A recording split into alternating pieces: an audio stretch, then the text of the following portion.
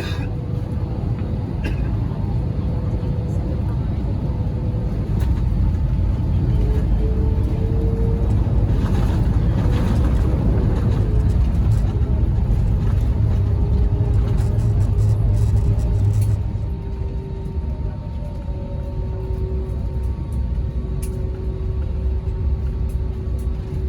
and gentlemen, welcome to Ho Chi Minh.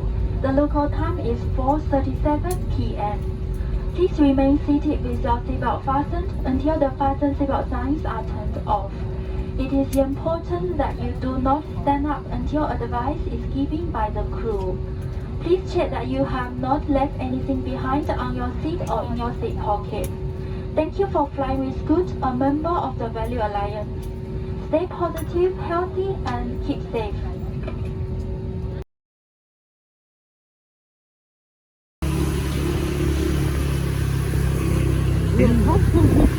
Đứng xa xa nha, đứng xa xa.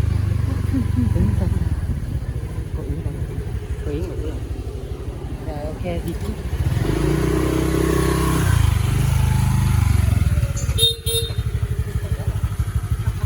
Đóng cửa ra. Mẹ ơi. Hello. Rồi.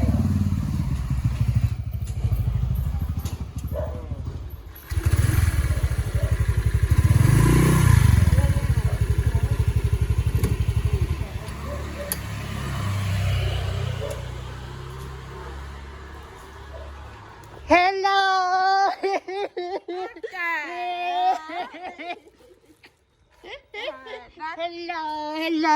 Hello mẹ.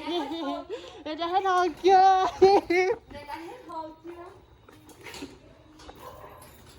Mẹ hãy bình tĩnh. Mẹ hãy bình tĩnh. Hello.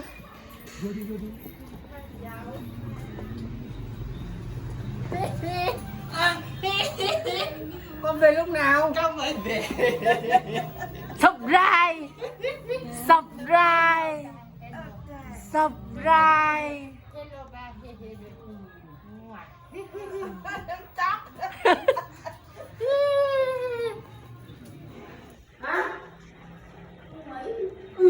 Ai sai rồi, cho coi lại. Không, đây nè, ai nè, ai, thằng nào bên Singapore? Không thầy không? Con tên là tên ấy, À, tên của nó thì tao là quen nhớ, nhưng mà tao biết nó là con đứa con tệ.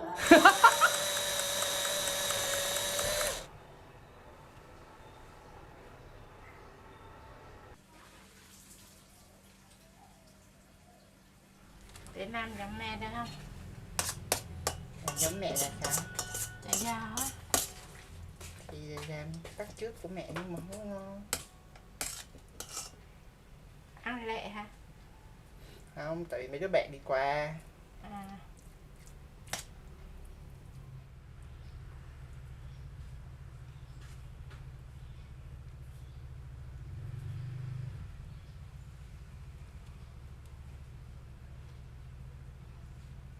Chết gì vậy? Chắc hột ra cho nó dính. Ăn đỏ hột ra. À. Ok, ăn cơm xong là ba sẽ răng ba đi lên. Ba thấy ăn cứ hửi trên đó đó. Ừ. Cái ba nói cái gì chắc con gì. Rồi ba dòi đèn buồn. Ba đuổi em đi. Đây là rắn thiệt hả? Nó thiệt. Dài không? Trời. Dài cỡ nào? Nó dám nhìn thằng đâu sợ thầy ba. Mà nó cắn là sao? Tức là nó cắn con rắn đó rồi nó đi hả? Nó thả đi hả? Con mèo cắn hả? À. Không. Nó hửi xong cái ba thấy là ba đuổi con rắn đi con. Mèo nó đi chỗ khác. Nó đâu cắn rắn đâu. Hay là nó hửi thôi? Hửi thôi. Ở đó đâu? Hửi nó ở đâu? Hửi chỗ đó. Hửi như cái kề dép đó. Kệ dép. Kề dép á. Kề dép cái dây của mình đó. Ghê vậy? Đó. Ghê vậy? Xong đặt hẳn là nhân vật quan trọng. Anh có thêm một cái tên nữa là nhân vật quan trọng. Rồi có bữa đó mẹ thấy có một con rắn con ở đằng trước cái mẹ đuổi cái thằng chui vô giữa gầm mẹ cái chỗ mà châu hóa đó. Xong rồi mai lại mẹ thấy ngoài vườn rồi là con này cắn đứt đầu á. Ghê vậy? Hình như là hụi được. Rồi bữa hôm nay đây ở đây này, mới đây mẹ thấy con cúc nó dí một cái là cái gì nó phóng lên trên hàng rào á. Với ba nói nó cho ai nè, bé Na. Bé Na. Phóng có đuôi dài, chẳng phải cắt kè cây nhông mà đuôi dài hết. Bé Na là ai? Con cắt kè cây nhông á. Sao gọi là Na? Không, mẹ nói là con bé Na đó, cho nếu mà cắt kè cây nhông thì con bé Na là con nào? không sẵn. Con Kêu bé Na.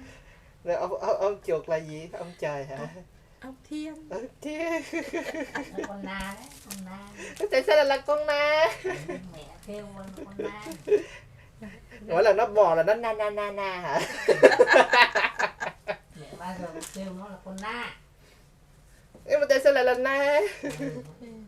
Tôi thấy mọi người hay kêu nó là bé Na. Mà hồi buồn mà nó hồi rồi, nó kiểu như mẹ cái hàng rào nó lạ rồi, nó nhiều quá, thì nó núp ở dưới lạ, gạch với đất và dài đó, đất với gạch mà nồi hay bựng vậy là đột vô quá. Là mấy cái con nó thích ở vậy đó. Hôm đó là mẹ dọn ngoài hàng rào, mẹ lại cái mẹ xoay rồi mình thấy con bò đó, mẹ lại cái đứng sau mẹ xoay lên này. Bây giờ lạ rồi là mẹ tìm hết, tại vì ốc sên nó ở dưới đó, sên nó ở dưới lá, một ngọn là lá xoài mà rớt xuống này đó, nó ở dưới á. Một ngọn là xoài mà chắc phải gọi được một cục xoài 10.000. Nó bự cho bạn. Nó bự hả?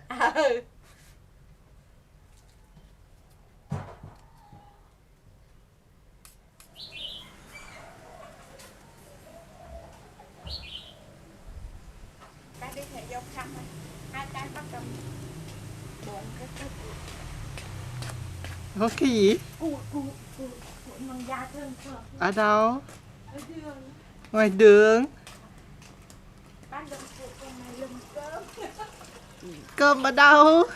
Cơm cho gà ăn. Là cơm ở đâu? Người ta thừa, người ta mắc lên cái đinh á. Có hả? Mà người ta mắc lên hàng rào.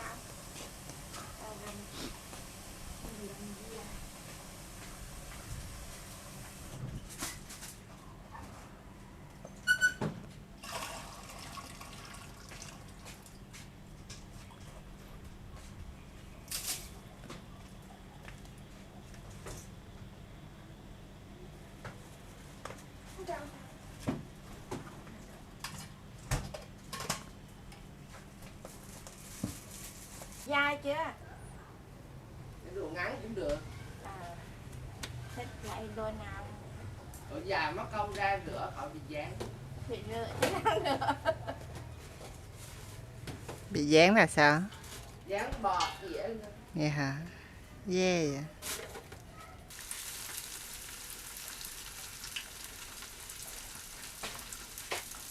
Em rửa mũi hết à? Hả?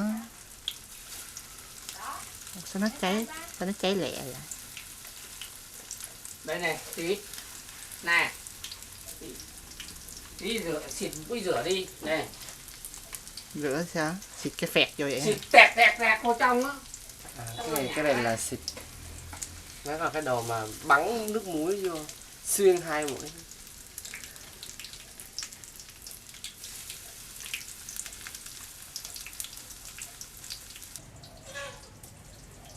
Hả? Gà chết mới kêu hả?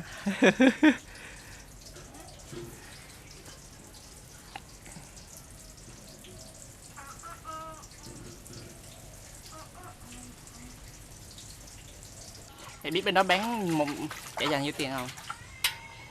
3 cuốn 7 đô. Là đâu là mẹ Triang. $1 là 17.000. Trời ơi. Ba cuốn 6 đô cỡ đó đó, 5-6 đô vậy. 3 cuốn á mẹ. Tức là mẹ nó đưa ra một cái dĩa có 3 cuốn duy nhất thôi. Các mẹ trả cỡ 70-80 ngàn. Hai ơi. Hai.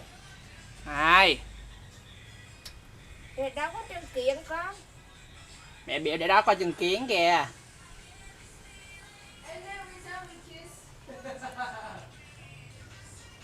Mắc thế. Mắc mà. Đồ Việt với nó mắc lắm mẹ. Một tô phở là 10 đô. Là 170 ngàn. Ôi chà. Ai mà ăn nữa. Người giàu. Đâu? Bỏ đi. Đây là thấy thu về rồi. Không thấy. À. Không gần quá không thấy được. Đổi qua để mua để đổi máy giặt khác. Đang chờ máy mới mà nó hẹn chiều nay mà sao chưa? Chưa hết chiều Đâu mà. rồi?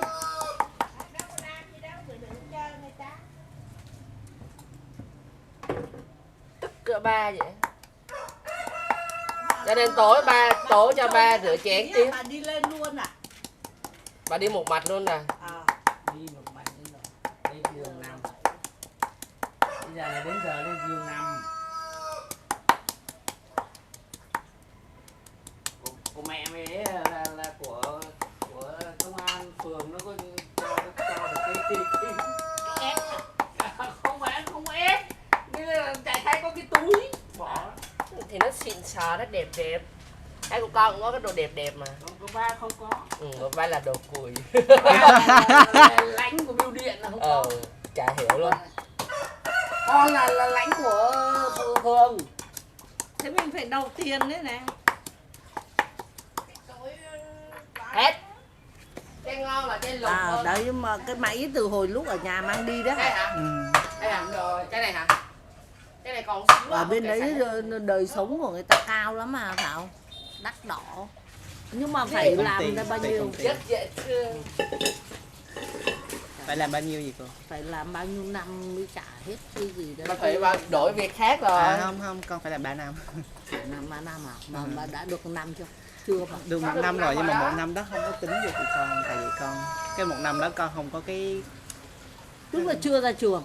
Không phải chưa ra trường, ấy là con ra trường rồi nhưng mà cái chỗ con làm nó chưa có làm cho được cái Working pass. working pass dịch là gì? Visa giấy dành phép cho người. giấy phép visa dành cho người làm Người việc đi đó. làm. Visa cho nước ngoài đi làm. Dành cho gì gọi là gì? Cho người, tức là mình đi Tức là làm họ lao là- xuất đó khẩu gọi lao động là ấy. visa dành cho sinh viên và visa dành cho người đi làm. Thì Tức đây là visa đi làm thì nó là vẫn còn đang là học sinh lúc mà Không, chưa không phải, ý là tức là lúc ấy là nó đi làm nhưng mà là vẫn là cái visa của học sinh cho nên là không được đúng không? Không được không, tính à? không. Ý là Mở nước luôn hả mẹ? con đã hết visa của học sinh rồi. Ừ. Thì sau khi hết visa của học sinh con có một cái visa để ở lại và đi tìm việc làm. Thì con hiện giờ con đang ở cái visa đó. Tại vì cái công ty hiện giờ của con nó mới đủ điều kiện để lấy cái visa cho con tháng trước. Tức là bây giờ vẫn phải Mặc dù con đã làm được 1 năm, gần 1 năm cho nó rồi. nhưng mà không được. Lương ở Mỹ nhưng mà về Việt Nam sống thì ngon. Thì mới ngon. Thì đúng rồi. Ở đây chủ yếu là bây giờ lấy kinh nghiệm của đó để đẹp cái CV rồi về đây làm lương cao hơn. Không, y nhiên là phải làm một thời gian để có cái kinh nghiệm rồi có nhiều cái học hỏi hơn chứ. Làm Việt Nam nhưng mà công ty là xin. Thì bây giờ nếu mà công ty của nó có chỗ làm ở Việt Nam thì nói làm gì, có đầy đứa như vậy đấy. Thì nói làm gì, em về nhà em làm rồi. Nhiều mà. Nhiều gì, production house bên này không có nhiều. Thì nó không có hả? Không, ý là cái ngành của con thường ra là sẽ làm một cái Đấy gọi cái là- quả chín kìa cậu. Không hái được. Sao vậy, cao à? Đấy này, ngay dây nhìn lên thấy quả vàng nữa này. Đó, đấy nhìn thấy quả vàng. Trời ơi, quá từ ngàn đời rồi tí. Hả? Tức là con Min nó cũng không có, hôm nay nó không có sốt nhưng mà nó vẫn còn ho. Cái gì Nhưng từ mà ngàn bây giờ đời? bác sĩ hẹn là thứ tư đi tái khám thì nó lại đi tái khám rồi nó mới lên. Thì nó Ủa sao rụng rồi, mới đụng vô cái rụng rồi. Đụng vô một cái là nó chín rồi, sợ là quả chín quá. Đây. Thế là bảo là là thứ tư hẹn khám xong thì rồi coi như nghỉ ngày thứ tư. Rồi đến ngày thứ năm mới đi làm. Còn con Trang thì không biết bao giờ bác sĩ cho về thì mới được về chứ nói gì. Ra tí em con xe đi rồi đó. Tí đi làm luôn rồi. Tí muốn mượn xe. Mượn bằng cái gì? Tao đâu có xe đâu cho. Xe 82 anh Trang mang về Sài Gòn rồi. Đâu có. Xe chị á. Thôi thôi. Đi thì có cho lâu rồi. Xe nhà em đi nè. Thì đấy 81 đấy nhưng mà giờ đâu có xe nào đâu. Đi xe đó nữa hả, mệt chứ giờ. Bây giờ mày đi lên cái xe nó xẹt bánh xe luôn. Xe mẹ. Xe mẹ, xe ba nè. Nhưng rồi mẹ đi xe bằng gì? Sao mẹ đi được? Đi xe được nhưng mà xe này đi không có bằng. Không bằng là sao? Không bằng nó thổi. À không có bằng. Ý tưởng là đi xe nó không có bằng. Không có bằng á. Không có bằng lái. Tèo tí có bằng mà. Không có bằng. Hồi đó mình tí chưa lấy bằng à? Thế là xong rồi nó lấy cho con Thủy. Con Thủy xong con Thủy đi phóng về Sài Gòn. Mẹ đòi cách ly 28 ngày. 28 ngày hơi nhiều á mẹ. Đấy. 28 ngày hơi nhiều. Bây giờ người ta cách ly tối đa là 2 tuần mà được rồi. Hôm đó mẹ đòi cách ly 28 ngày á. Ta cách ly có 1 tuần nữa bà mẹ. Không, xét nghiệm không bị là không bị chứ. Có 2 xét nghiệm mấy ngày. Thôi tao chẳng xét nghiệm luôn. Có 2, ý là cô 2 muốn xét nghiệm mà không bị là cô 2 phải xét nghiệm 3 ngày liên tục. Thôi được. Nói chung là kiểu gì thì cũng đã bị rồi. Thế đến khi mà nó hết ho, hết sốt, hết mọi thứ. Chỉ cái tao còn không sốt thôi, Trang còn bị sốt chứ tao không sốt thì chỉ là ho thôi. Tí con nghe cái điện thoại của ba nhé. Rồi biết rồi. Gọi làm gì? Điện thoại làm gì? Gọi giao hàng mấy tủ mấy giặt. Lúc nào nó kêu thì Bác sợ, nghe. bác sợ người ta gọi. Có cái tấm bạc mà hồi đó nè, mấy cái tấm bạc gì này là lượng đó. Lượm nó khiêng về. Bây giờ không có mà lượm. Bây giờ không cho lượm nó cột chặt lại luôn ấy. Tao giật mấy cái ấy của nó còn không được ấy. Bây giờ nó không cho lấy tại vì Nó cột bằng dây kẽm luôn á. Chứ gì nữa cô. Cái quảng cáo ấy. Tao không phải, tao mục đích tao định lượm một cái miếng đấy là ra về tao đậy cái thùng phân của tao. xưa là lượm được, bây giờ không có mà lượm đâu. Trai ồ lượm đồ, anh đu ồ lượm đồ. Không có tới gần được, không có tới gần được. Nó cắn ở đấy. Cắn Nó đâu. cắn là nguy hiểm. Đây mới đó vào đại học rồi đó. Cúp C2. Mới tao mới hôm qua nọ chị mới C2 lại, nghĩ C2 đấy. lại. Hồi lúc nào mà mẹ nó bảo là đi xin cho nó học vào lớp 10 học tiếng Anh của cô Mai Mai Lan. Lan đó. Thế mà bây giờ nó đã lên lớp 12 rồi. Con Mai Lan còn dạy không cô? Vẫn dạy. Bây giờ cô ở nhà cô về hưu rồi cô chuyên dạy. Ủa cô về hưu rồi hả? Về hưu lâu rồi, mấy năm. Bà có biết ai không? À, nhớ con không? Ai đấy? Nhớ con không? Thằng nào? Nhìn kỹ coi thằng Không nào. nhớ, không nhớ. Không thèm nhớ. Bây giờ ta trí óc người ta bay đi lung Lên tung. châu thuốc. Hả? Mẹ nói gì? Mẹ nói gì không nghe? Mẹ nói gì không nghe? Chào nước rồi mẹ ơi. À. Mẹ nói gì không nghe? Sao mà không ăn rồi cắt của đầm mới áp. À. Rồi ra đóng ra. Giờ nhà Để đi mẹ- biếu mà, trời ơi, Biếu mọi rồi, người ngon. ăn ngon lắm, Đúng cái nào? Người ta thích lắm á. khoái lắm. Tại sao nó biết Tại vì là- xoài đây là xoài nhà. Xoài sạch mà. Biết sao không? Sao Có không cho đem mấy cái trái trái về? trái tùy người nha, có người ăn hả? Cái bao gạo không đem về. À để lại cái kia rồi. Thế con có cãi à? Thì cho cái bì Cái bình giấy hay là cái bình xốp to ấy. cái kìa, cái bì gạo kia đi. Cái bì gạo hôm bữa mẹ nói đó. Thì một cái sao đậu? Phải 2 cái là mình không đỡ 12. Vậy thôi bây giờ lấy một cái thôi được rồi. Không? Một cái thôi xong rồi. Lấy hết đi. Ui chà, ấy chết đời. Ở nhà mang xoài rụng loài miệng rồi. Thì ở nhà nó nhiều quá. Ở nhà ăn xoài rụng. Năm ngoái mẹ tèo vào hồi Tết mẹ tèo vào năm nay chẳng có xoài. Tưởng nó không có vậy mà giờ nó ra quá Mà trời. cái cây nhà hàng xóm thế. Cái nhà hàng xóm không còn trái nữa. Vậy hả? Thứ hai. Cho Nhà Cúc bên ăn nhà rồi anh Dung cho hả? để Cúc thấy được. Rồi hôm nay em khoe ông cho hàng xóm hết rồi. Một nhà 5 trái, còn cô Dung thì 3 trái. Cô Dung mình ến ăn 3 trái. 3 trái. Hết hộp cho Cúc rồi. Ở ngoài đó chưa bỏ đó. Đâu? Ở ngoài trái á. Phải đi giàu gì nữa. Ai trại đã đâu. Ngoài trái có lông á. Để làm gì? Thích ăn của con mèo. Nó có lại nuôi à? Sao bảo ở đấy nó không cho nuôi?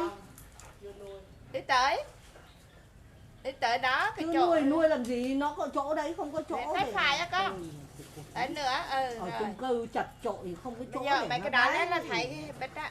Giờ mấy cái bịch đấy đây. Có cái giỏ.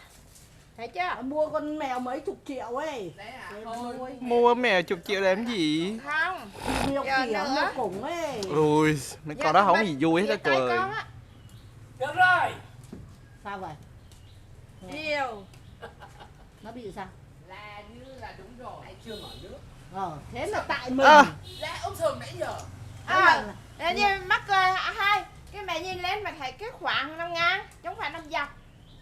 Nhưng mẹ không nói, mẹ mặc. Được, cái đấy là của một kỹ thuật của ba này. Nói mất công ấy nữa chứ ha. Muốn làm gì làm đi. Người ta làm kề ta. Làm sao được thì thôi. Thế là định kêu thợ tốn mấy trăm ngàn xong nó vào nó mở nước ra nó quê. Đó mắc cười. Thì đó đúng rồi. Có cái kẹo đó, ngoài nào có kẹo Thấy đó. rồi, thấy rồi. Hàng đôi gì? 2.000 đô để gõ cái búa ngoài cái đất. Câu chuyện. Hồi nãy em nhìn lên thì em thấy cái mở nước á, 5 ngàn. Ngang là nó khóa nước. Khóa nữa. Chà, chạy qua kia, chạy qua kia. Không. Mà em nói có khách đây nó làm kề ba. Rồi ba. Kề ba. Cúc ra ơi, Cúc ra đây luôn tí ơi. Cúc kêu mèo đi. Nó làm gì chuột rồi đi chạy trước mặt nó còn cười với con mèo nó còn cười lại với con chuột. Trời khoe trời Chạy em. trốn con chuột luôn. Để bữa nó ăn nó cho nó ăn thịt nó luôn. Rồi đứng lên nó vỡ chỗ đó. Chỗ mà có cái hộp quá. Nó thấy chuột nó trốn luôn á. Nó đuổi thích ngồi thích sự. Thì nó bắt con khác. Bắt có khẳng lời. Nó bắt cắt kè chị trong. Nó rắn cho mẹ kìa.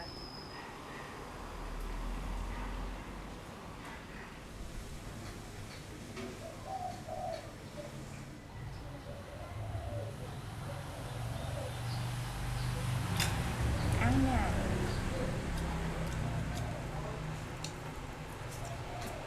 Nó nước quá. Hả? Nước quá. Thơm lắm. Chiều nó bỏ ăn còn nó chiều bỏ đảo. Mấy ông nói cái đó cũng không đúng, là không cho rút, là ví dụ những người ta làm có mấy năm thôi, xong ta về nhà bảo giờ đợi để cái tiền nó đợi đến đủ năm, người ta đâu có làm nữa đâu, người ta thì phải cho người ta rút cái tiền nó ra chứ. Về sau nó bắt quốc hội phải chấp nhận để có những 5 ngàn tỷ đâu, 5 chưa con. Năm gì? Làm được 5 chưa? Làm được 1 năm nhưng nó không tính. Tại vì con không có cái bằng đó. chưa Không có cái visa đó. chưa có visa mà mình làm việc á. Thì nó không có tính vô cái của. Thì mẹ phải hiểu là con làm là con làm chui. Thật ra là con làm chui. Là không có hợp pháp. Là cái visa hiện giờ con đang cầm là không có được đi làm. Nhưng mà không ai kiểm thì cứ đi thôi. Nhưng bây giờ làm visa đó chưa? Rồi sếp mới đăng ký rồi, mới đi khám sức khỏe hôm bữa luôn rồi. Và có visa nó bắt đầu mới trừ tiền. Không có visa đó bắt đầu nó mới tính vô cái khoảng thời gian trả nghĩa vụ. Thực hiện nghĩa vụ. Nói là như vậy cho nó dễ tiện. Tại vì con không có trả tiền gì hết á, con vẫn nhận được tiền lương mà. Con cũng không phải đóng cái khoản thuế. Không phải đóng thuế mà cái là nó trừ tính trừ ở trong cái việc làm rồi. con cũng không phải đóng cái khoản mà gì á, lương hưu bắt buộc á. Nó là như vậy thôi.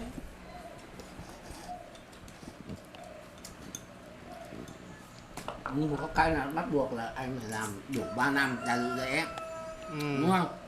Thực ra là làm Nó mới xác nhận. tổng khoảng thời gian là 3 năm, có nghĩa là chạy việc vẫn được, chạy chỗ khác vẫn được, không bắt buộc là phải ở trong một công ty trong 3 năm.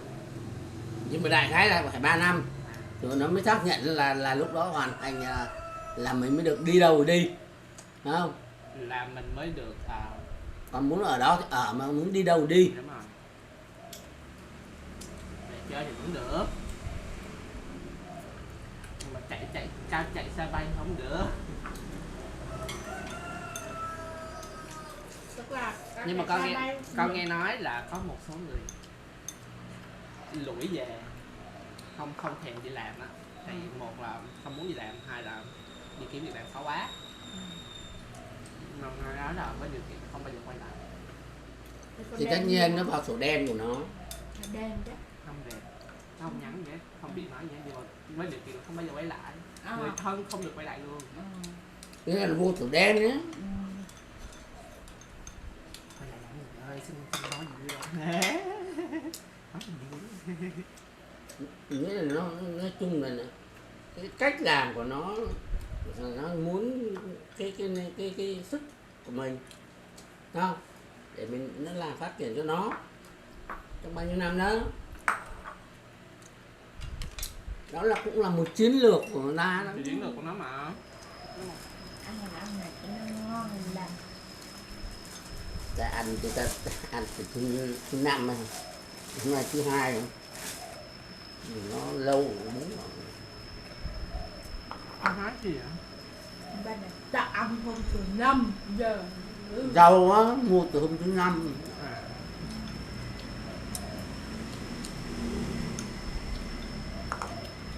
Mình thải rau cái dãy lấy, thải rau ra.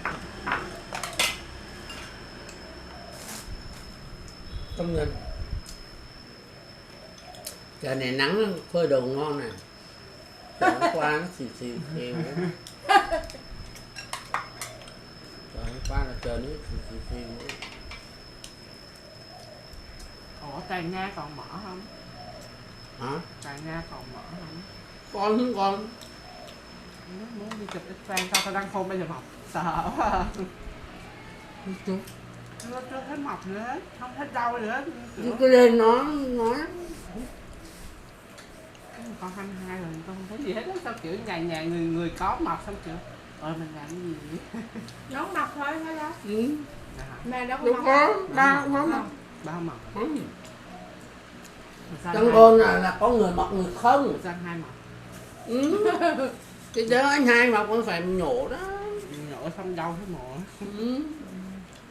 Nghĩa đâu phải là người nào cũng mọc thằng con đâu. Nhưng con không có sợ, kệ nó bao giờ nó mọc thì nhổ. Chấp nhận nó nhổ. Sợ nhổ bên đó đặc tệ. Đụng tới y tế bên đó là ở nước ngoài, họ không có viện trợ phi, không hỗ trợ gì. Đã đặt lại.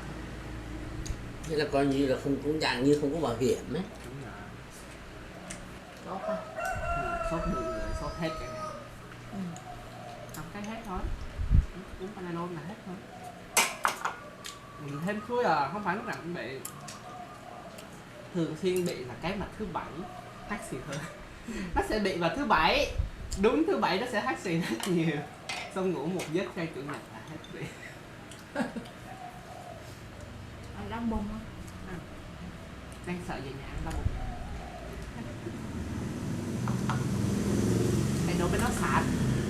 Đồ bên này mẹ thấy mọi người chuẩn bị mà.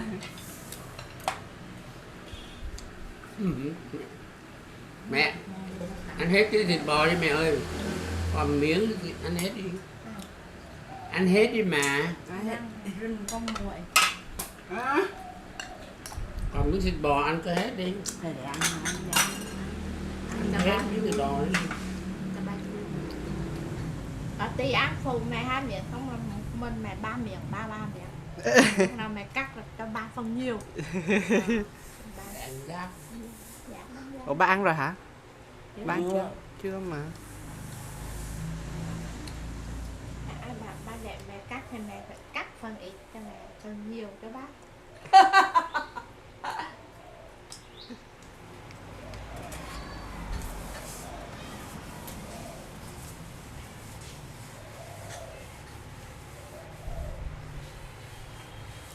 Leo lên mẹ đi, cắt cái hành rau cho xong. Sao mẹ không ngủ? Anh nghĩ để là đi cắt. Không kịp giờ. Mà đi làm. Mà đi làm 2 tuần nữa cái mà nghỉ.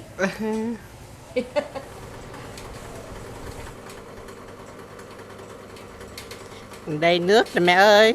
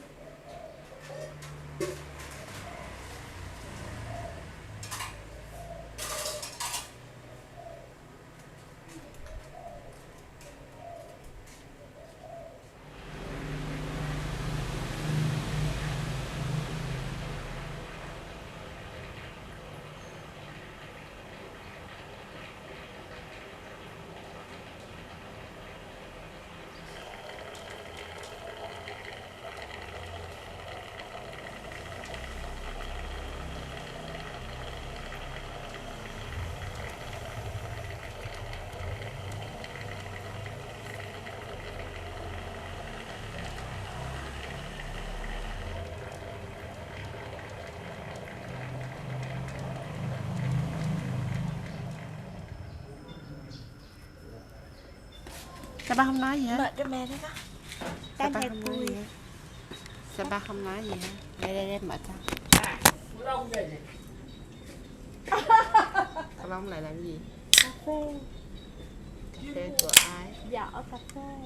Của cô Long hả? Tiểu Một Long. miếng kẻ này ăn không ăn hết. Ăn rồi mà, sáng ăn rồi. Tí còn chai trong á. Chai trong tủ lạnh á. Thấy giờ trái gì cái họ Cái mà. nén ở trong Cái lọ mà. chén này này. Ăn cho hết đi để Kê người ta. Con kèn người ta. Mệt quá. Bác nói mày nói dòng kèn người ta. Đi phương tiện giao thông công cộng á thì nó đi đường vòng, nó hết 1 tiếng. Và 2 tiếng lần à? 1 tiếng. 1 tiếng. Đổi xe rồi đổi tàu các kiểu. Tao thủy hả? Không, Tao tàu điện đi. Nam. Tàu thủy. Nhưng mà còn người ta nếu mà ai đi xe máy được á, xe ô tô được á, đi có 15 phút à. Ô tô được làm ô tô tận tiền luôn hả? Ý là đi ô tô hay đi xe máy được thì đi có 15 phút thôi. À. Nhưng mà đi phương tiện công cộng thì tốn hết 1 tiếng. Thì tại vì nó có cái đường cao tốc đó mà. Nhưng mà xe phương tiện công cộng không có chạy cái đường cao tốc đó thì bó tay.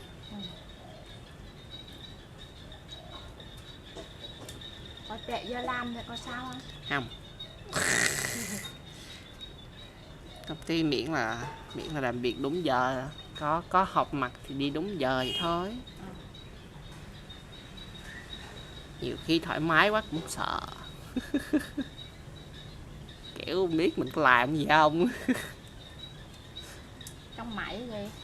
Không, ý là nhiều khi thoải mái quá. À.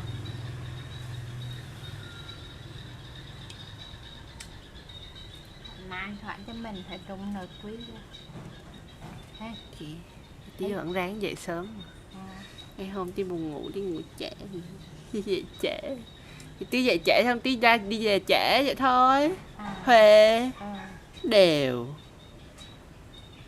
muốn bấm giờ vào bấm giờ ra đúng 8 tiếng thì ok, tao về trễ.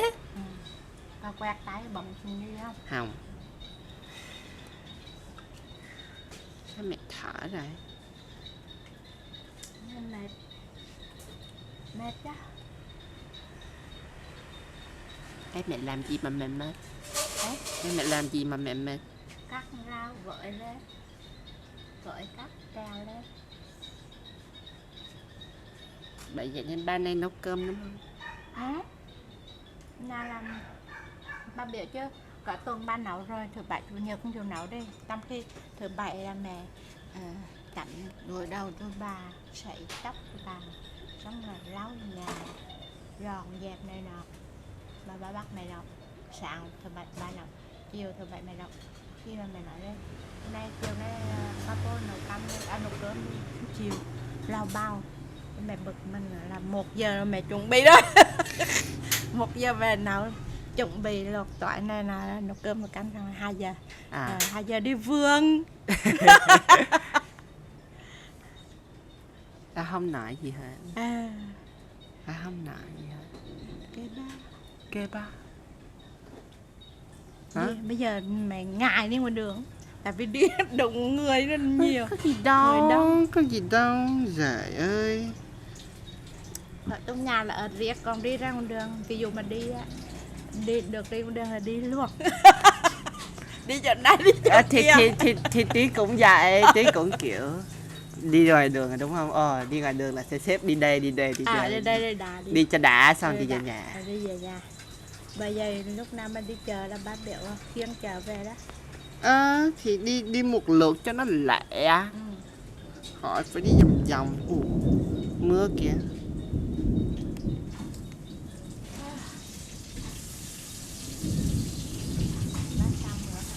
Hả? Bác sao mướp. Bác sao mượp. Bác sao mượp với gì? Bác mướp với tỏi thôi.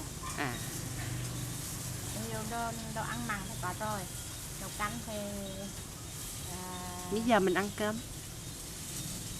thích ăn sớm thì ăn sớm, thích trễ thì trễ. Không hỏi vậy để đi coi ăn chè bưởi không. Không ăn trễ đó, ăn chè bưởi đấy có. Hai này có hư uổng còn được dừa đó. Rồi biết rồi. Thơm đi. Thơm. Ba nấu thơm.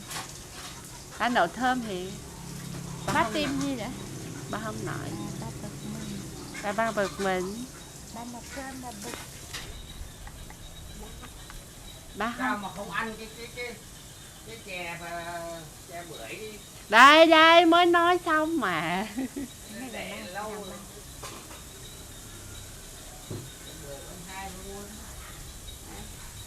Để bác xào xẹt cho mình. Tại vì mẹ nhụng nước thì nó bị ăn chân cho nên là mày dồn một lần mà rửa lần. Chắc coi. Hả? Chắc coi. Chắc coi trứng. Chân xấu xí. Chân đâu đẹp mà. Đẹp. Ý là chân đã trải qua nhiều năm tháng. Năm thắng chứ không phải năm tháng. Năm thắng hả? Năm thắng. Năm thắng Là năm tháng thắng lên. Mày đó. Mày đi làm về là mệt rồi. Ngồi chưa nghỉ được 50 giây rồi. Để chặn cho bà. Độ một hồi mà hãm rồi. Ta khi bịt khẩu trang á. Mặc áo khoác này. Đôi nón bảo hiểm. Mày đi về là thở ra thôi mày. Thì mình làm từ từ thôi. Làm từ từ thì ngắn kịp giờ. Là 5 giờ rưỡi tặng cho bà xong 6 giờ mẹ. Thì vẫn làm từ từ thôi. Con tôi thui tôi vẹt rồi ngồi em cặn. Có khi đó bà làm xong rồi bên lên bên ngồi trên đó hay. Bà ngồi trên đó cái 5 giờ rưỡi rồi mẹ tặng cho bà xong mẹ bật đèn hết thôi. Bán bật. Bà không bật. Bà ngồi trên đó thì 6 giờ mấy cái bà xuống rồi mẹ bật đèn rồi. Tôi thui tôi vẹt. Ghét. Ủa Tí cũng vậy thôi, Tí về Tí phải coi tắm, trước khi tắm là phải làm cho hết mọi thứ dơ dãi.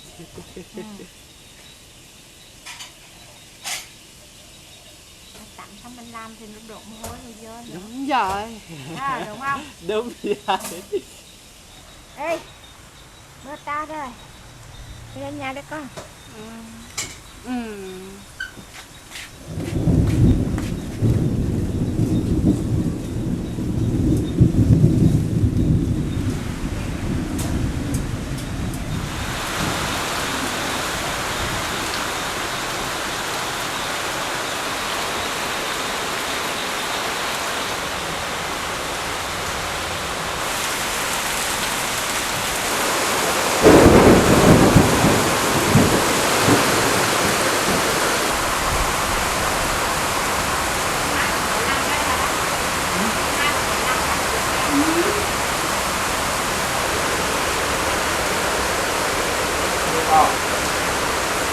Có để trên làm rác trôi.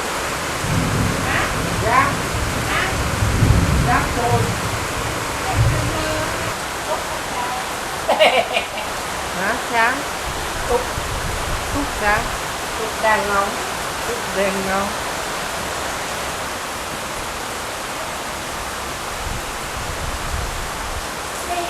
Ê.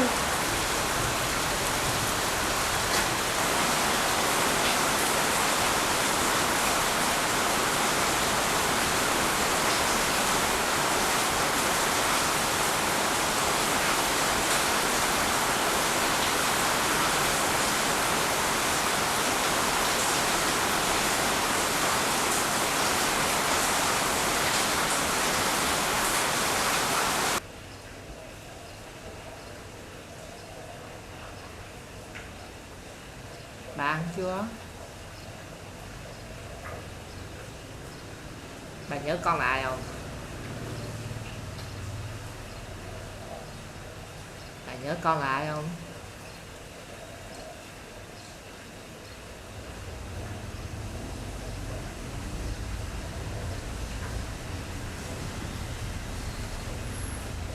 Bà ăn chưa? Bà nhớ con lại không?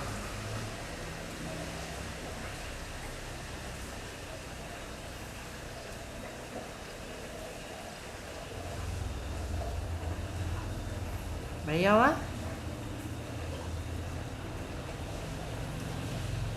Hả? Ai?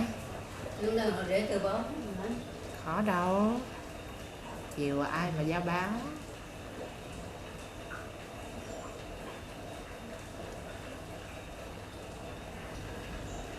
Mày biết hôm nay thứ mấy không?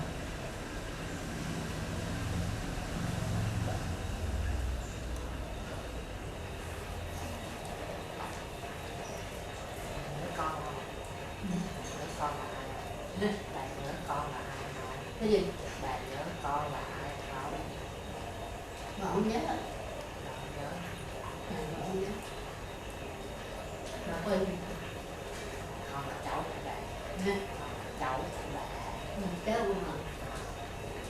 Cháu ở đâu chưa được nè? Con bên sinh bà. Đấy là bên ngoài. Nè. Con ở bên nước ngoài. Nè. Nước ngoài nè. Bây giờ về rồi ở nhà luôn, bây giờ đi tới rồi. Con này bên Thế bây giờ về làm việc ở đây luôn. chơi. Rồi trở lại ra hả? Trở lại rồi mình trở ra. Ở nước nào?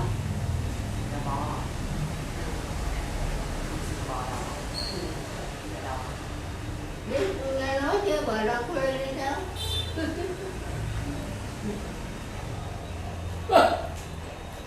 Đứa nào à? Hả? Đứa nào à? Thì vậy biết đó. Đứa nào đấy? Không biết. Không biết à? Không. Trời. Vậy không biết.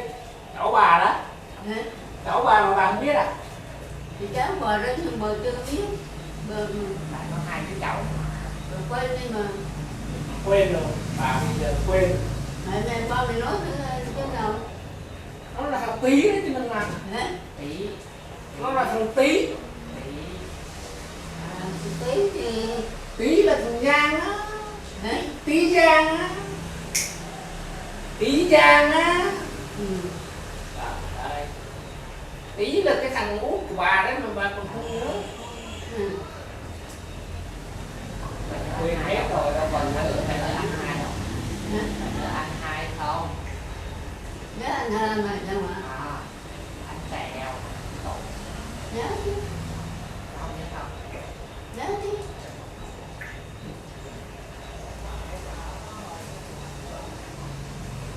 Sao nhớ anh hai mà không nhớ không? Sao nhớ anh hai mà không nhớ họ?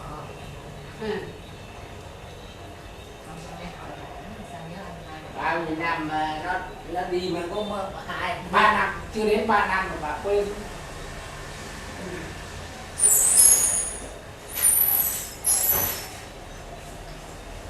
sao nhớ anh hai mà không nhớ họ?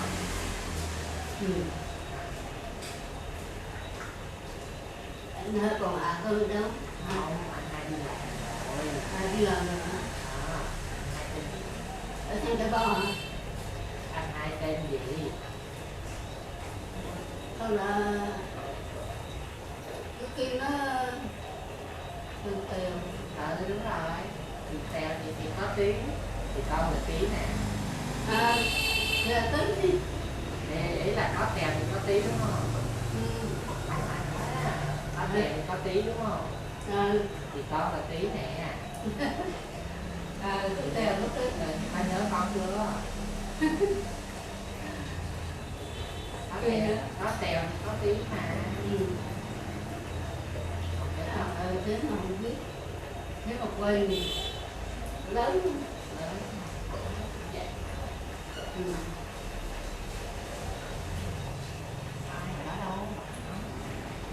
Cái tên gì? Tí. Tí hả? Bây giờ vẫn tí à? Vẫn tí mà. Tí là tên gọi mẹ của con. Giang là tên của con. Giang. Giang hả? Không, Giang. Không xong á, Giang. Gòn hả? Gòn. Trường Giang. Gòn. Còn xong á. Tí là tên của nhà của con mà. Nhớ con học, nhớ chưa? Nhớ chưa? Anh hai tên. Anh hai tên. Còn Anh hai con tên.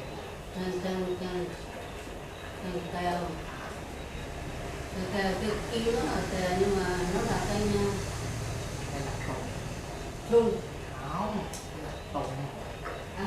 Tùng. Không ai trên sông mẹ đó.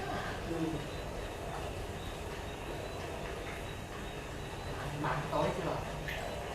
Bạn tối chưa? Chưa. Mấy giờ bạn tối? Đúng cứ qua nó cho ăn lúc nào ăn thấy. Mẹ bà có ăn không? Mẹ bà có ăn không? Không. Sao bà không ăn? Khi nào mà qua nó cho ăn gì Nhưng mà ngày nào bà cũng cho ăn mà. Sao bà không ăn? bà hạ cái gì hả? Không, ngày nào ba cũng cho ăn mà. Đâu bà không có ăn. Bà nó cho ăn cái gì thì ăn. Nhưng mà đôi khi ba cho đồ ăn nhiều hơn mà bà không ăn. Con nghe Nó con cho nghe ba cháu thì con nghe ba kể vậy mà bà không có ăn cơm. Sao bà không? Bà thấy đói không? Đói mà sao không ăn?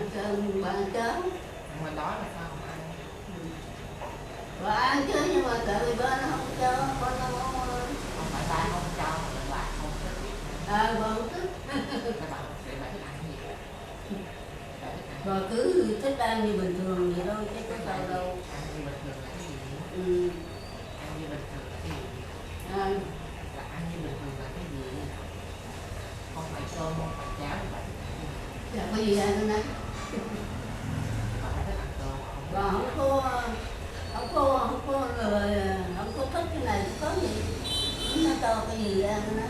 Có cái gì ăn. Bà biết bà đâu có ăn cơm với ăn cháo. Ba cho bà ăn cơm với ăn cháo nhưng bà đâu có thích ăn. Thì con nếu hỏi là bà thích ăn cái gì thì bà ăn nhiều hơn chứ. Bà ăn nhiều bà mới khỏe được.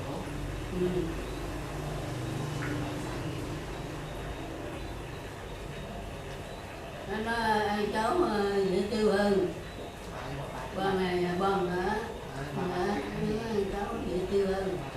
Cho nên nó mới ăn cháo. Bà thì gặp cháu ăn cháo. Nhưng mà mấy lúc bà đâu có thích ăn cháo đâu. Bà thích ăn cái gì? Bà thích ăn cơm chứ bà có thích ăn cháo. Nhưng mà nãy bà kêu bà không thích ăn cơm. Thích uống sữa không? Thích không? Cái gì? Thích uống sữa không? Uống sữa thì có, ở nhà này có. Thích ăn phở không? Con nó không cho uống. Thích ăn phở không? Ăn phở hả? À, Thích thì thích nhưng mà không sao không ăn thường xuyên. Lâu lâu vậy nó mua cho. mua rồi có ăn không? Ăn hết một tô không? Hả? Mua rồi có ăn hết một tô không? Thấy một tô đó. tô lắm mua. Cháu tới gì? Chú tới hả? À. Em tí là tên là tên gọi tên Giang, chủ Giang. Giang là con sông.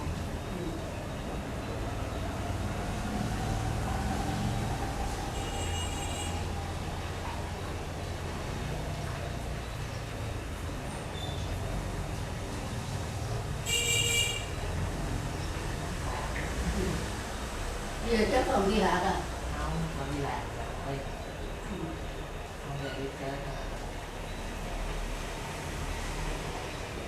Con muốn đi đâu không? À. Con muốn đi đâu không? Rồi muốn đi đâu luôn hả? Đi đâu nó cho đi chứ. Nhưng mà con muốn đi đâu đâu? Nếu như ba mẹ cho thì con muốn đi đâu? Ba cho đi cũng chưa biết khi nào nó nói đi chỗ nào cũng Không chỉ là bạn giờ đi quyết định bạn. à. Nếu mà ba cho đi thì bạn muốn đi đâu? Ba cho đi đâu?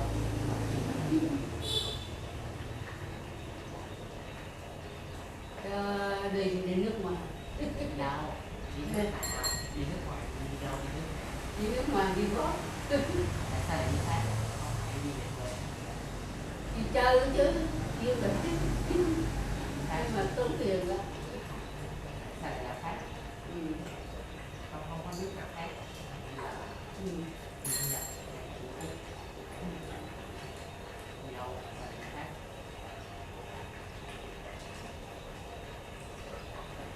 Muốn đi về quê không? Bạn muốn đi về quê không?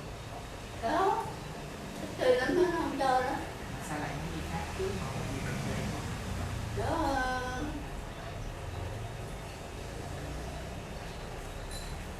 mà cũng có thể.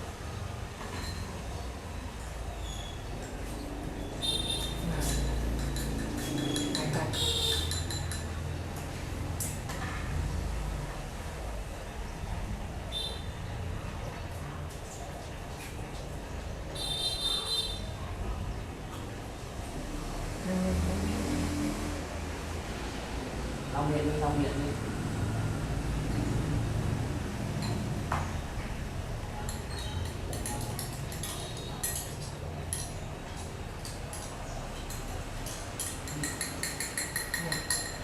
Thế đấy, ok cái mạnh rồi.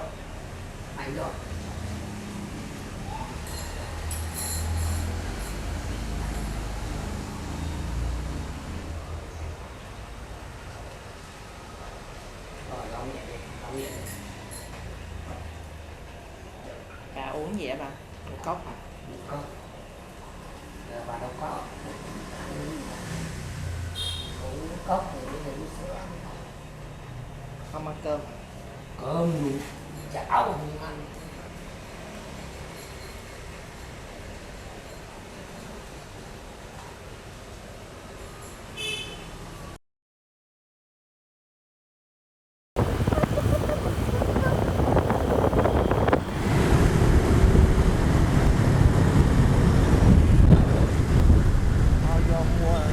Vô thế giới di động mua cho chắc, quan trọng là không biết nó có bán hay không.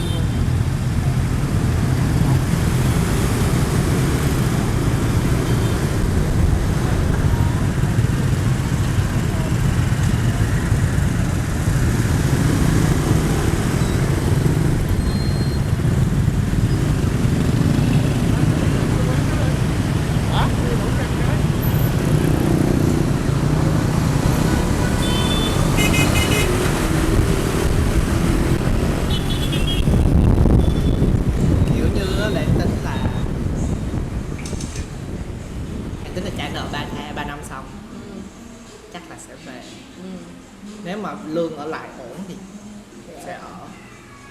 Tức là cũng không biết, chưa biết. Không biết, chưa có tính tới. Tùy đúng không? Tùy, tại vì bên đó không thích. Mà nó thích. Ý là sau khi biết được cái cách mà văn hóa rồi con người nó ra sao rồi chính phủ ra sao á thì cảm giác nó bị gò bó á.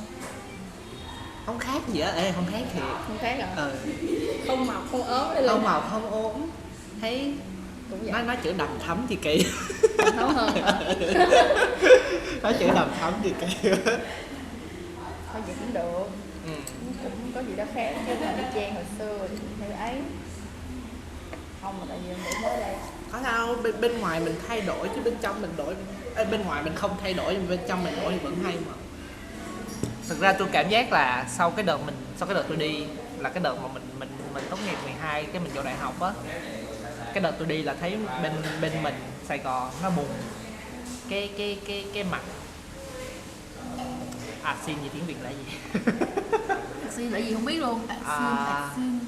Xin là cái viễn cảnh Bộ nghệ thuật hả? Môi trường đây là cái gì tương lai phát triển không hiểu không?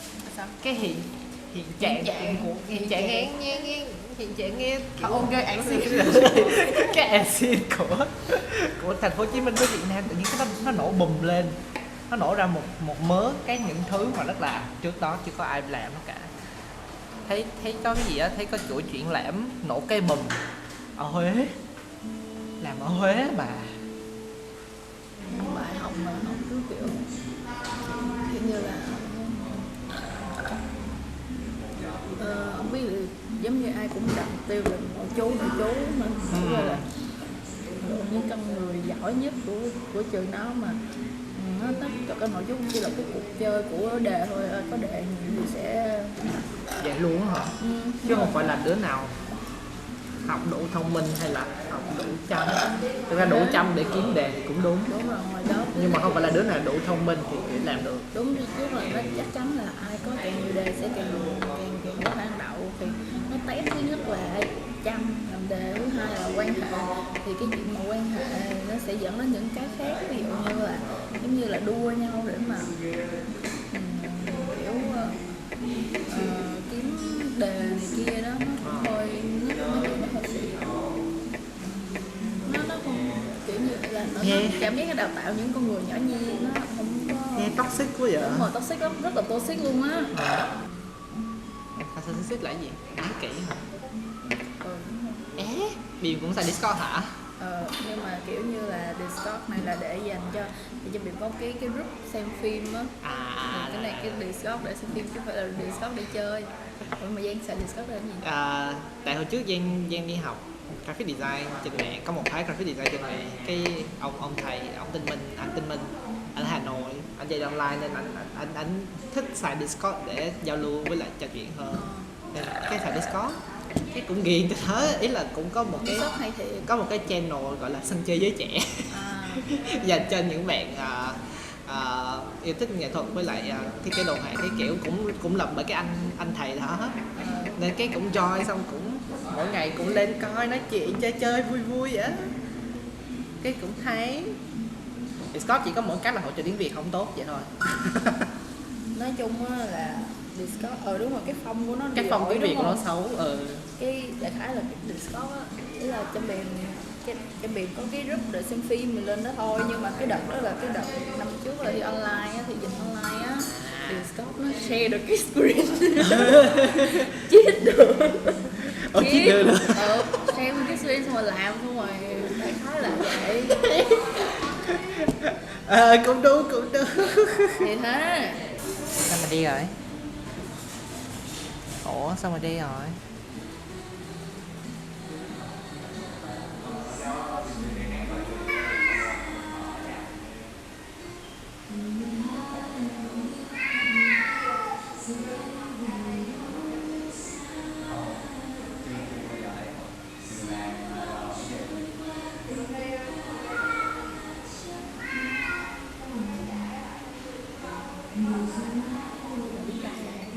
Lý do Nhưng mà tôi không thích cái kiểu lý do đó, tại vì chia tay tôi cũng chia tay bồ từ tháng 12 tháng 11 năm 2020 sau cái đầu năm nay, sau trải qua một năm kiểu là nói chuyện nhiều hơn rồi hiểu nó trải nghiệm nhiều hơn rồi mới nhận ra là có vẻ là mình chia tay hơi vội, kiểu cảm giác là vẫn có thể quay lại được, xong cũng đi hẹn gặp đi chơi vui vui đồ, kiểu hai đứa cũng kiểu như là bản thân tôi cảm thấy giống như là nó đang những gì nó làm giống hệt cái hồi mà tôi đi chơi với nó, hồi hai đứa còn đang quen nhau.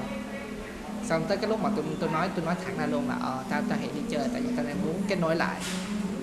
Tôi trình bày những gì tôi đang suy nghĩ. Xong mà biết nó nói gì không? Nó nói là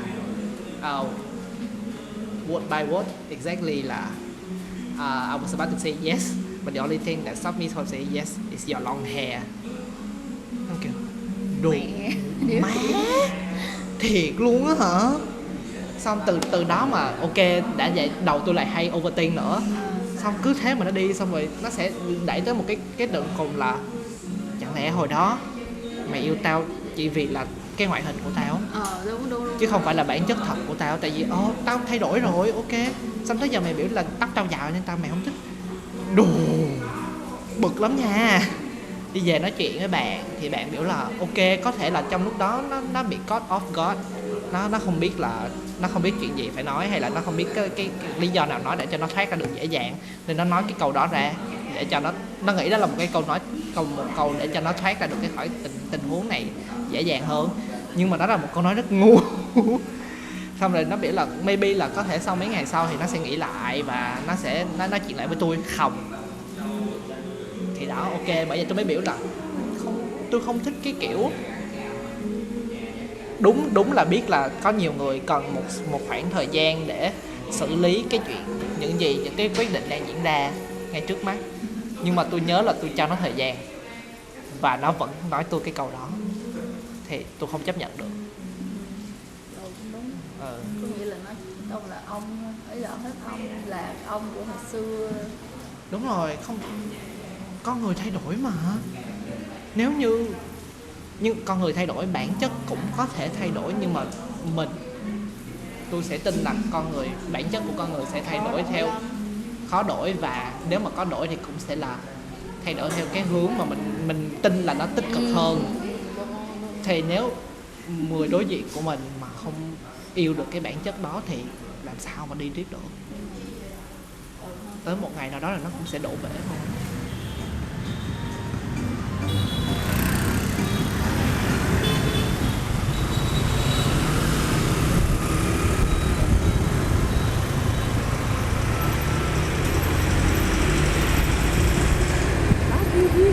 Ủa mới có Tao biết chỗ này thế nào cũng sẽ bắt mà. cái quẹo á hả? Quẹo không nhanh á. Phải không?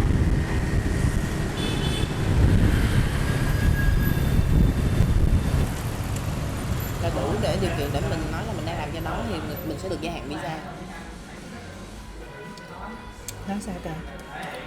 Tức là công ty cuối cùng cũng SOS, tôi gì không thấy mày á. ở dưới Ở nhà má cứ gấp một đũa lên. Gấp một đũa thế. cành rơm. Cành rơm. Con tôi nói là thì công ty cuối cùng cũng đủ điều kiện để làm visa cho con.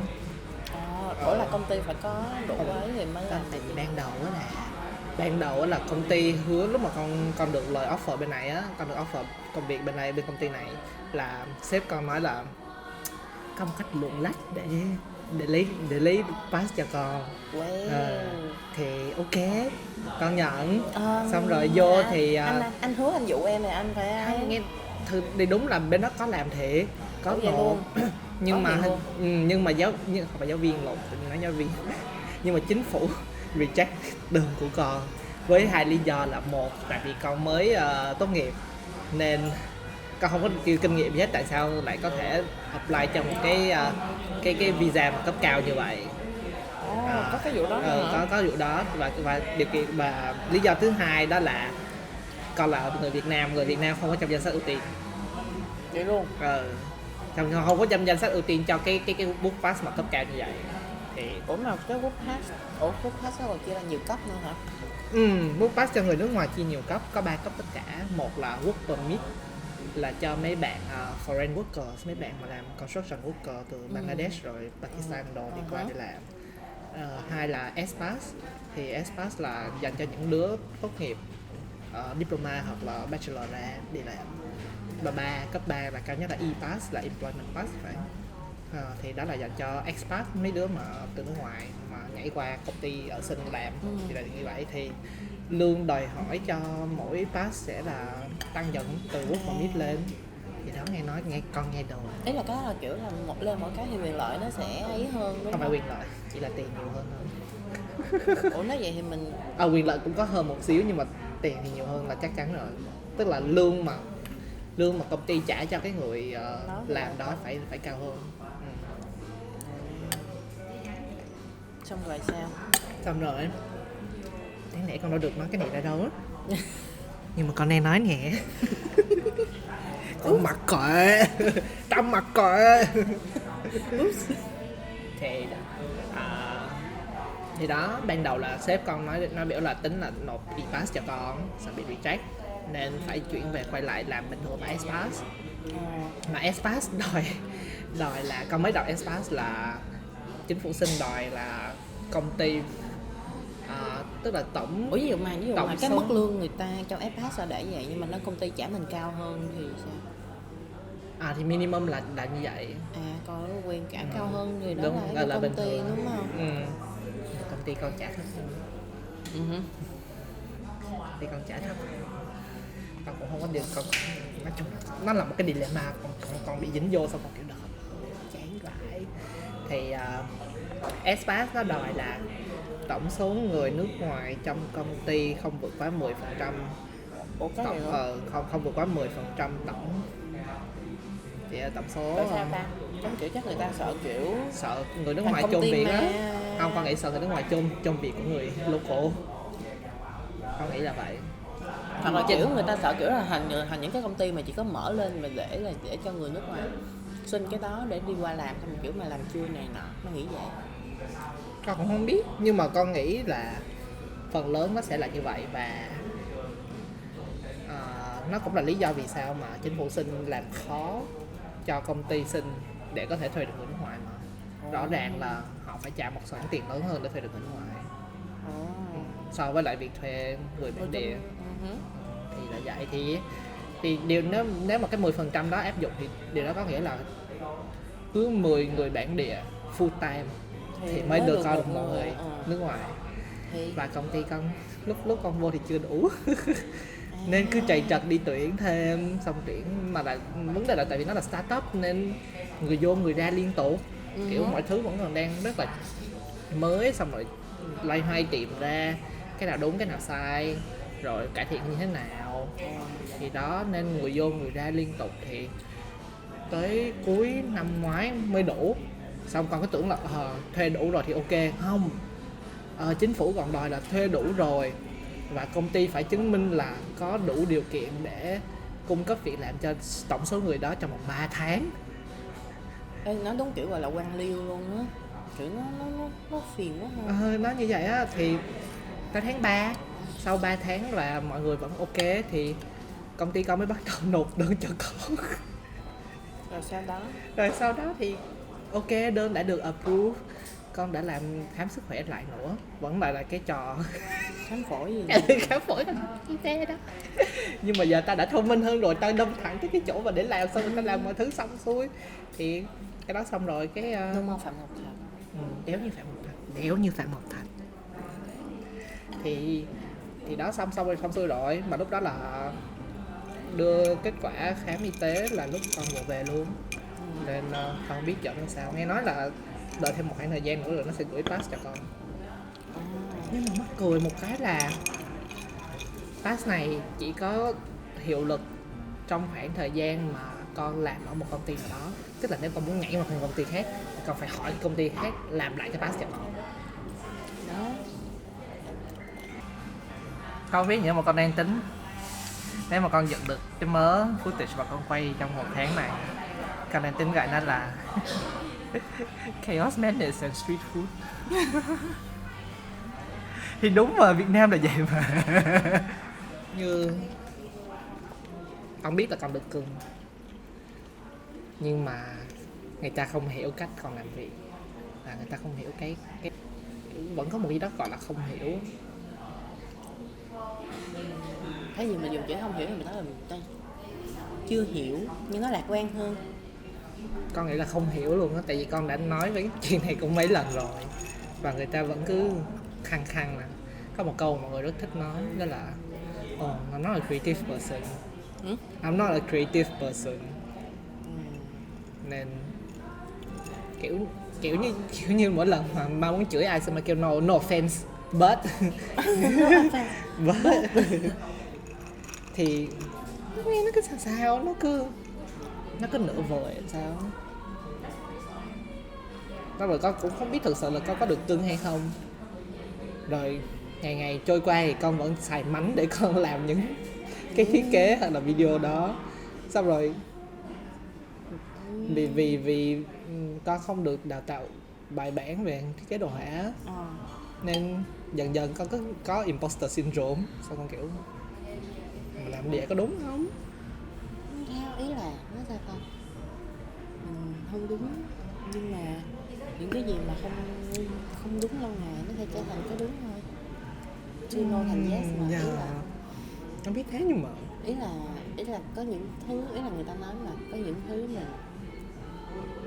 đấy là có những thứ mà nó lặp đi lặp lại quá nhiều thì nó sẽ trở thành tiêu chuẩn. Vậy thì mình tạo ra những thứ mới để mình tạo ra một cái tiêu chuẩn mới. Đó là cái đó nó nghĩ cái đó nó là một phần của sáng tạo ấy, là tạo để mình đưa ra một cái gì đó mới chứ không phải là mình cứ follow theo cái line đó hoài. Giống như kể cả giống như mà hay nói kiểu nghiên cứu khoa học cũng là một thứ kiểu mà làm nghệ thuật. Cái gì? Ý là giống như Mai nói là làm scientist cũng là làm nghệ thuật á.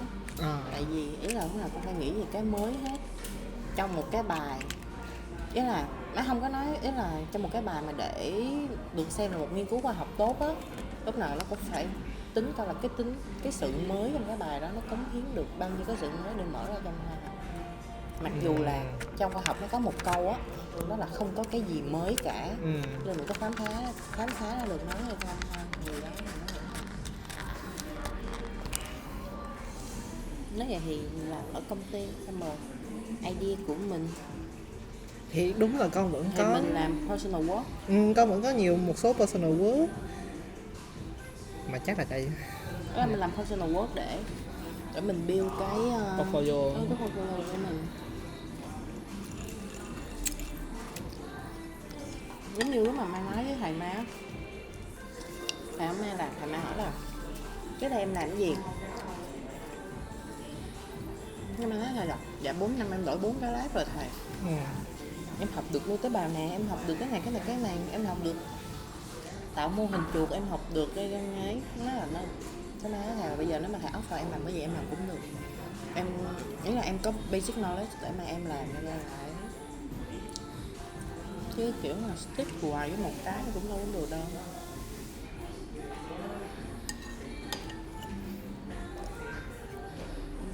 thì con vẫn cố làm personal work cái kiểu không có việc cho công ty thì cũng đáng kiếm gì đó làm.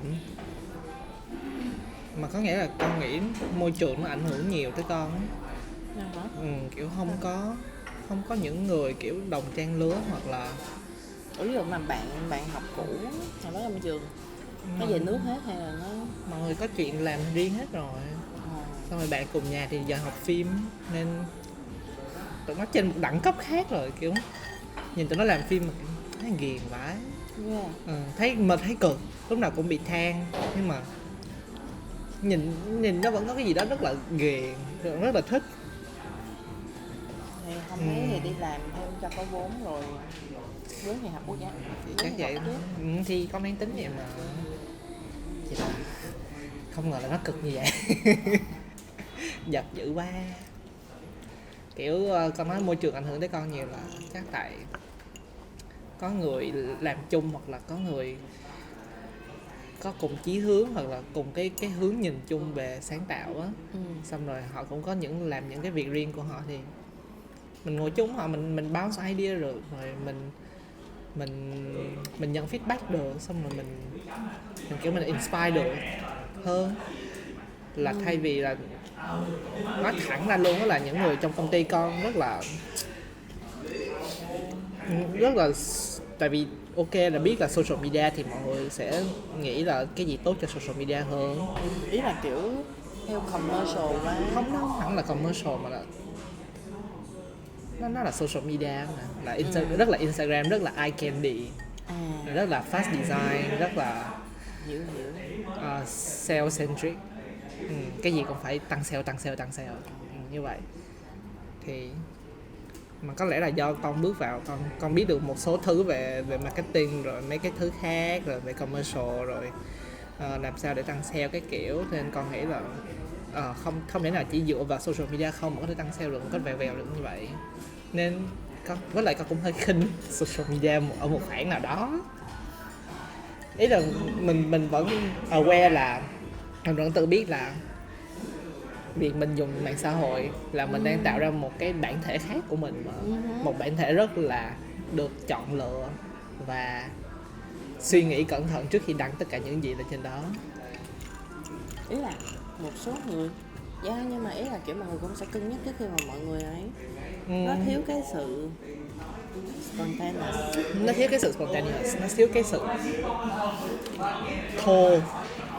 thô và chân thật. Mà có lẽ dạo này con hơi thích cái gì đó kiểu như là một mặt khác của con là con rất thích những cái rất là thô, rất là thật. Tại vì nó rất là đời thường, nó rất là tự nhiên á. Nên mọi người với cái tâm lý nghĩ như vậy nên mọi người làm việc cũng như vậy, rồi mọi người coi phim ảnh, rồi mọi người tiếp thu những cái truyền thông đại chúng ở ngoài cũng như vậy luôn. Nên nó cứ đi theo một đường như vậy. Mọi người cứ kiểu mọi người theo trend. Theo trend rồi nó cứ chán làm sao, nó rất là uncritical. Con nói thiệt luôn, bạn con cũng nói với con rồi là nguyên cái công ty này có mỗi 2 đứa nói chuyện critical được với nhau. Mà hiểu nói chuyện critical hay là không phải lúc nào mình cũng đồng ý lại, mà mình có thể chia sẻ phản biện, xong rồi chia sẻ ý kiến cá nhân, xong rồi xem là bên đó có bên đối diện cũng sẽ tiếp thu cái đó, xong rồi nghĩ là nếu mà ok thì mình tiếp nhận, còn không thì mình sẽ phản biện lại. Thì là 2 đứa nói chuyện rồi và 2 đứa nghĩ là chỉ có 2 đứa mới có thể nói chuyện được như vậy chứ thì sao con kiểu ok mà bạn nó sắp đi nữa rồi, bạn đi rồi ai nói chuyện với con. Chắc có tuyển người mới. Có mà thấy tình hình công ty nó cứ bèo. Nhưng mà ý là vẫn có job là đúng không? Có mà. Đang dạo này kêu là tháng này về nhà ráng làm portfolio cho đẹp lại, xong đi xin job mới. Mà xin công ty mới là phải đi làm cái pass quần què đó. Nhưng mà dù gì thì con cũng phải ở lại trong công ty này khoảng 2 tháng để xếp tìm người thay thế. Nên cái khoảng 2 tháng đó con có thể nói kiểu là ta có thể bắt đầu từ tháng này chứ không phải là bắt đầu liền. Trong cái khoảng thời gian đó công ty mới có thể làm pass cho con, mặc dù hơi risky. không hơi risky và hơi mất dạy. Vì công ty hiện tại mới làm xong cái kiểu bye. Thì đó ý là làm cũng kiểu vất vả.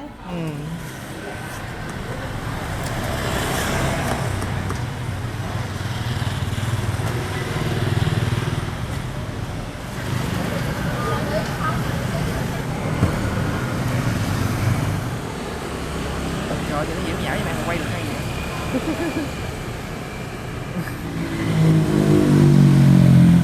Ăn không Giang? Không anh ơi, em ăn rồi.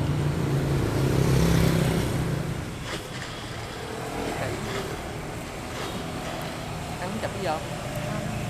Em chụp cái gì không? Em chụp bánh mì bơ chảo á. Thấy không? Bánh mì chảo á. Khác nhau là nhập. Cái nhau chỉ có cái xuất xứ là mà anh nói vụ làm thành cái em nhớ bạn em nó hay đùa là tại vì Việt Nam mình hay ăn có quán ăn ngoài đường á, nên người Việt có cái hệ miễn dịch riêng nhất định. Có không? Nằm tay với bụng. Thế là bạn em nó hay đùa vậy, nằm tay với bụng.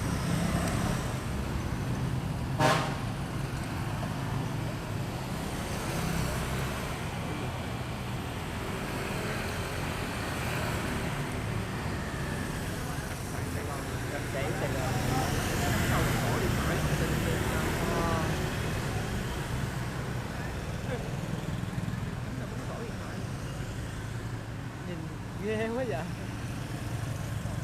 À rồi đi rồi. Vẫn cắm đầu cắm cổ rồi. Xong lại đứng lại.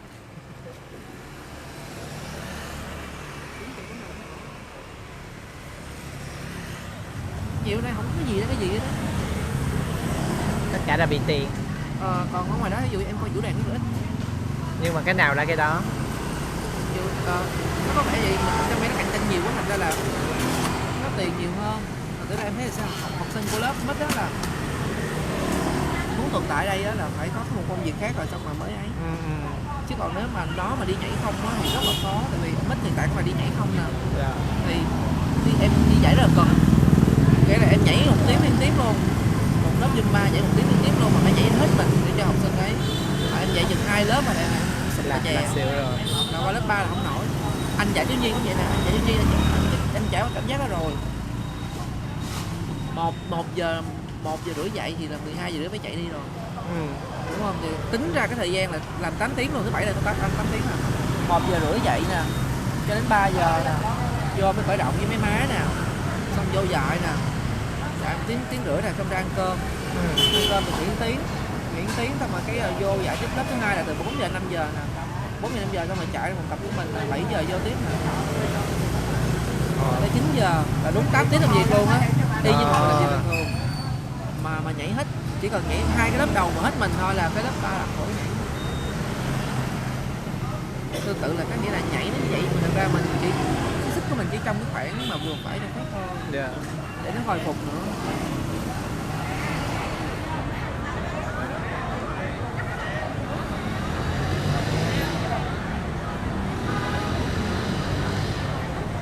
Tụi em cũng biết chứ. Đâu biết đâu anh. Ra là thế, hỏi sao.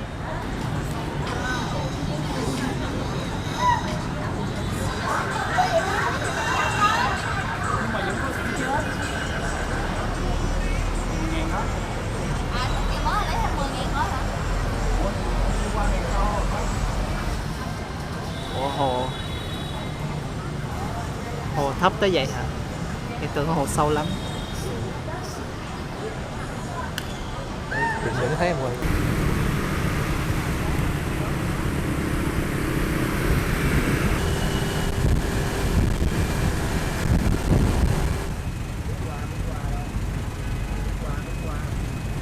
Hàng hả?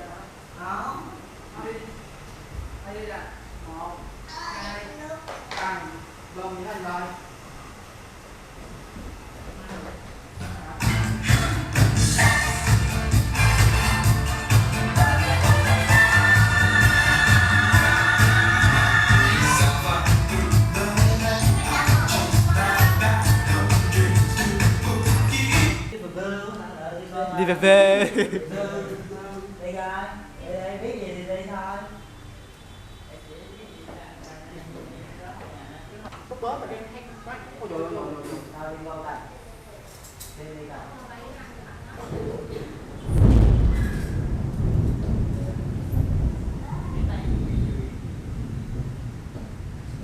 Đi xấu gì? Đang học trường đó à. Ta đi để đó,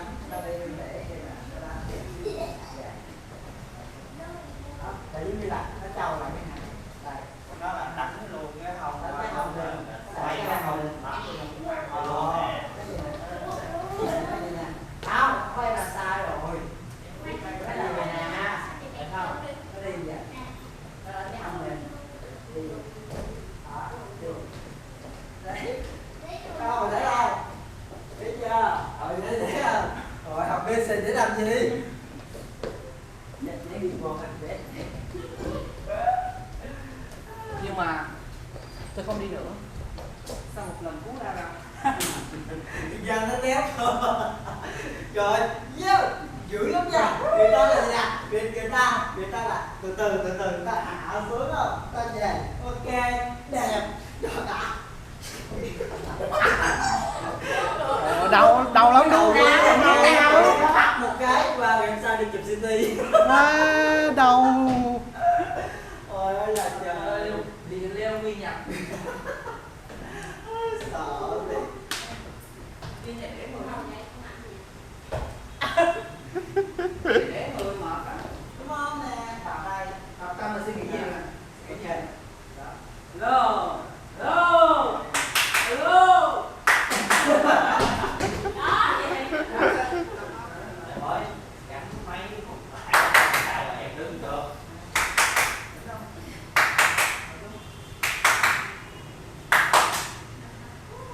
Từ từ nó còn được nữa. Đi ra, phải vậy. Đó, vậy nó bị tính dài đâu mà đi đâu có kinh nữa bà. Đây nè, đây là kiếm đến đây nha. Tao vượt. Tùng. Người dân Kiệt ơi cố lên, Kiệt ơi cố lên. Mà bả giỏi. Bây giờ bà nhảy. Ủa, gì mà nó nghe vậy? Rồi xong đó giờ bà nhảy vô không? Bà nhảy vô được nhau vậy. Bùm tắt. Lạ lắm, cái luật thì lạ lắm mà thả. Cái luật gì nè. Ta ra tự tin là vậy, đúng không? Bùm tắt không? Ta còn ok, cùng vô được một cái vòng nữa. Chiều đi nhảy không sợ lực có coi không? Lực á, lực nhảy có coi không? Có mà, có hết. Đó, bị lực. Nhưng mà không có vui gì hết trơn á, không có vui gì hết. Sung nha. Sung á. Lên này không biết gì.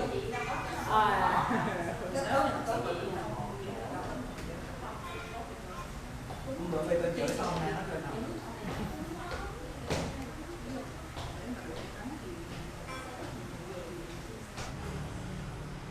Con cái lon đem nước cho cái con của không ăn.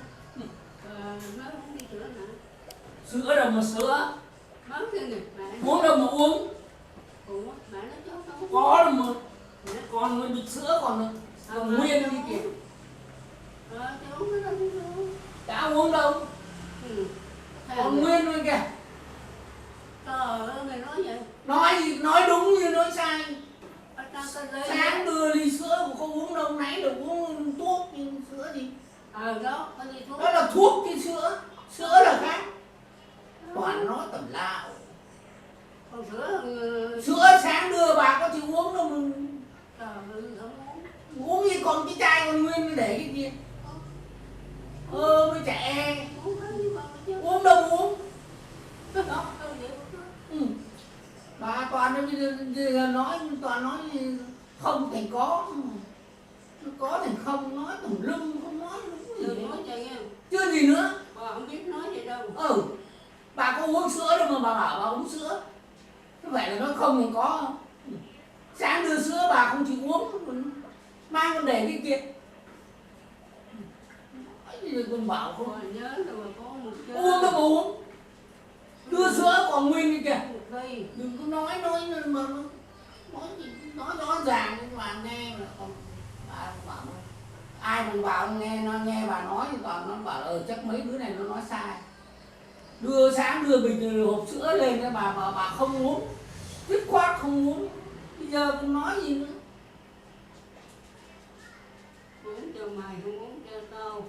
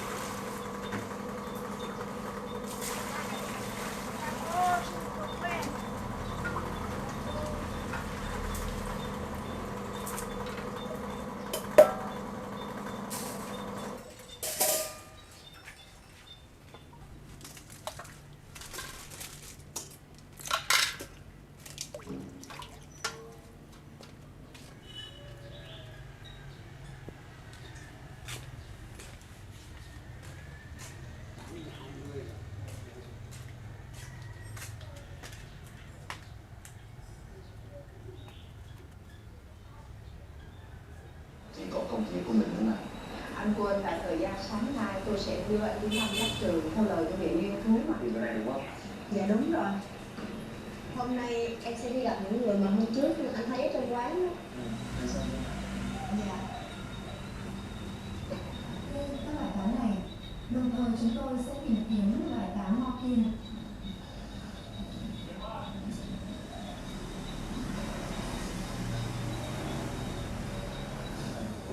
Mẹ về.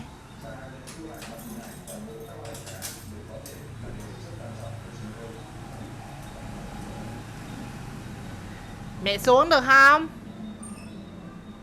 Mẹ ơi! Mẹ xuống được không?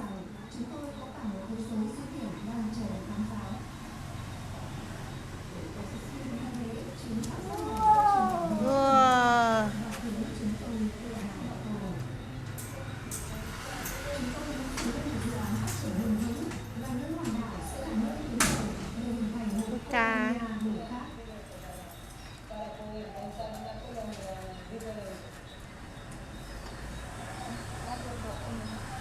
Bác sắp phu cái bác. Bác này dưới đi. Bác sắp phu đi bác. Chai nước mắm. Mẹ quậy nước mắm nè. Quậy gì? Quậy nước mắm. Quậy nước mắm thôi. Nè.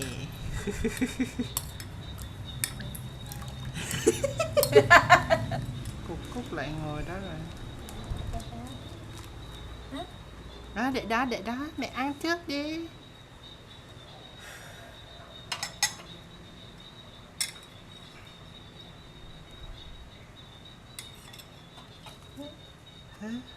Chứ không thấy gì hết á, từ từ. Thấy không? Thấy mà ý thấy là... chưa? Rồi, thấy rồi. Từ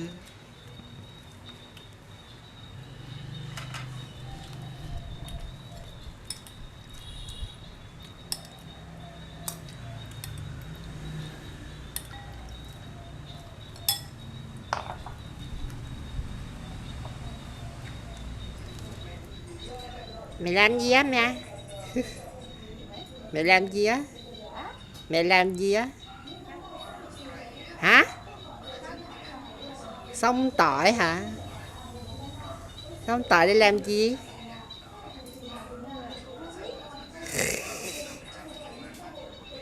Xông tỏi để diệt Covid hả? Bỏ nước vô hả? Tỏi lột và xăm dạ tỏi hay nấu nước sôi đổ vô. Tiếp theo thở ra.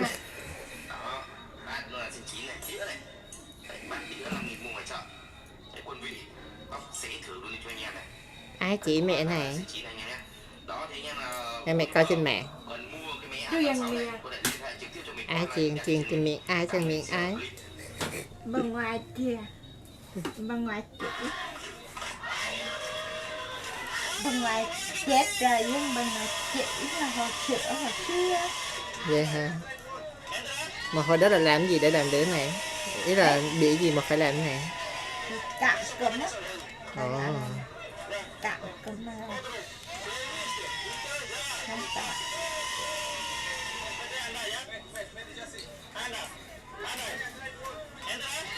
Bình thường mẹ xông này bao lâu? Ý là xông mỗi tuần một lần hả? Chiều nào không? Chiều nào cũng xông hả?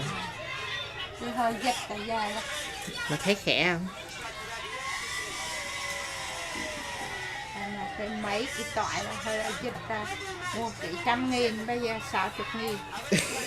Đó. Dịch hồi đó cái gì trả lên cao, tiền trả lên. Là chỉ mắc cửa thì dịch mà dạng cấp đó. Và ngang sông Cẩm Chợ mà. Là đi mua cái cọng hành về cho bán mì mẫu cha là khó khăn. Yeah. Thế là không ai bán hay là nhiều tiền? Bạn nhưng mà người ta không bạn, người ta nói là để cho. Không bạn mà để cho để vô tiệm mua mướp mà cho cọng hành. Người ta mình tơi cho cọng hành. Vậy luôn. Cọng hành là mua không bạn. Đọc vậy. Rồi sao mẹ mua được hành? Sao cái năng nghĩ người ta thì vô. Là mày mua dạ rồi xong mày mua thêm miệng dạ mẹ đem người ta thêm một cọng hành. Tức là người ta cho thêm cọng hành còn muốn bạn. Tại sao? Để người ta cho mọi người kỳ cục rồi cho mình mua nhiều. À vậy cũng đúng. Cũng đúng mà. Thì ý là mẹ cũng phải mua cái gì đó rồi người ta mới cho mẹ chứ.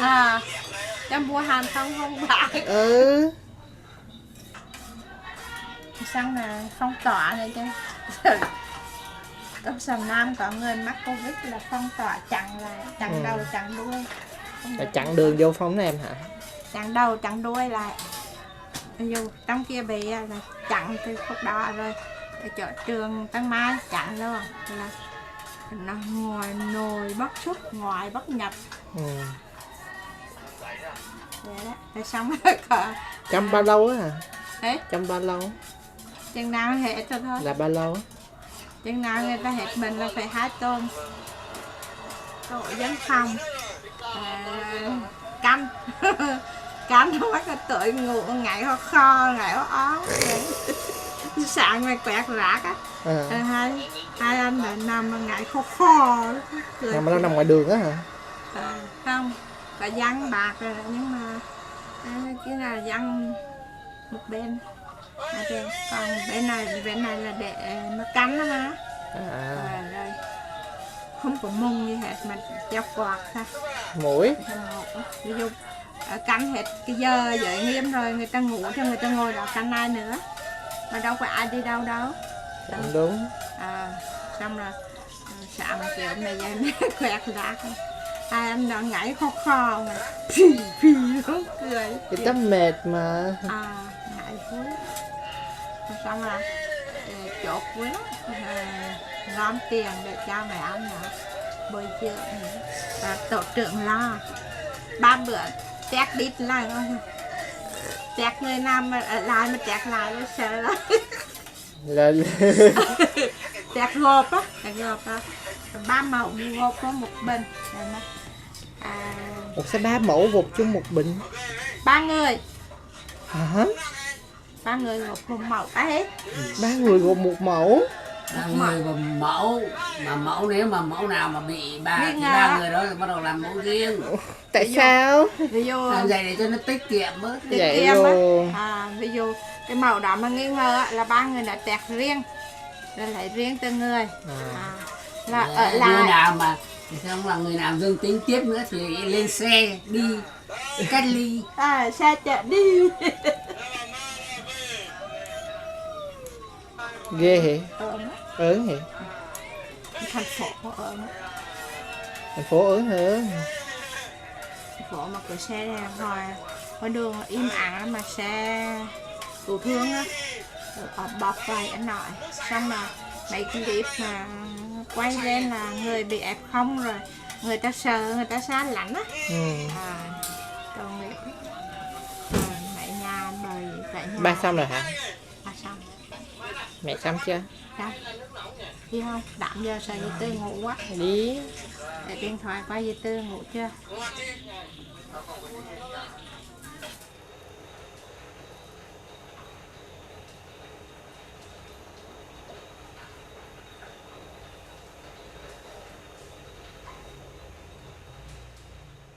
Tại sao? Biết bà quen biết gì không biết cho đâu. Bà vô mua rồi. Vậy luôn. Bán mua lẻ đi mà bà còn chặt chà. Cái kệ bà tí nói về việc là mùa dịch ở nhà ăn không mà lên kì. Trong lúc người ta đang đến ngoài này ta đợi cho nào mà Chỗ đó chỗ nào mẹ? Trên chợ nhỏ hả? Trường Lê Lợi.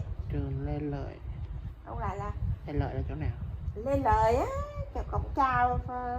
Đối diện cổng chào đúng không? Là phải vô trong đó để mua đồ hả? Vô đó để mua đồ. Tại vì chợ Tân Mai không mở.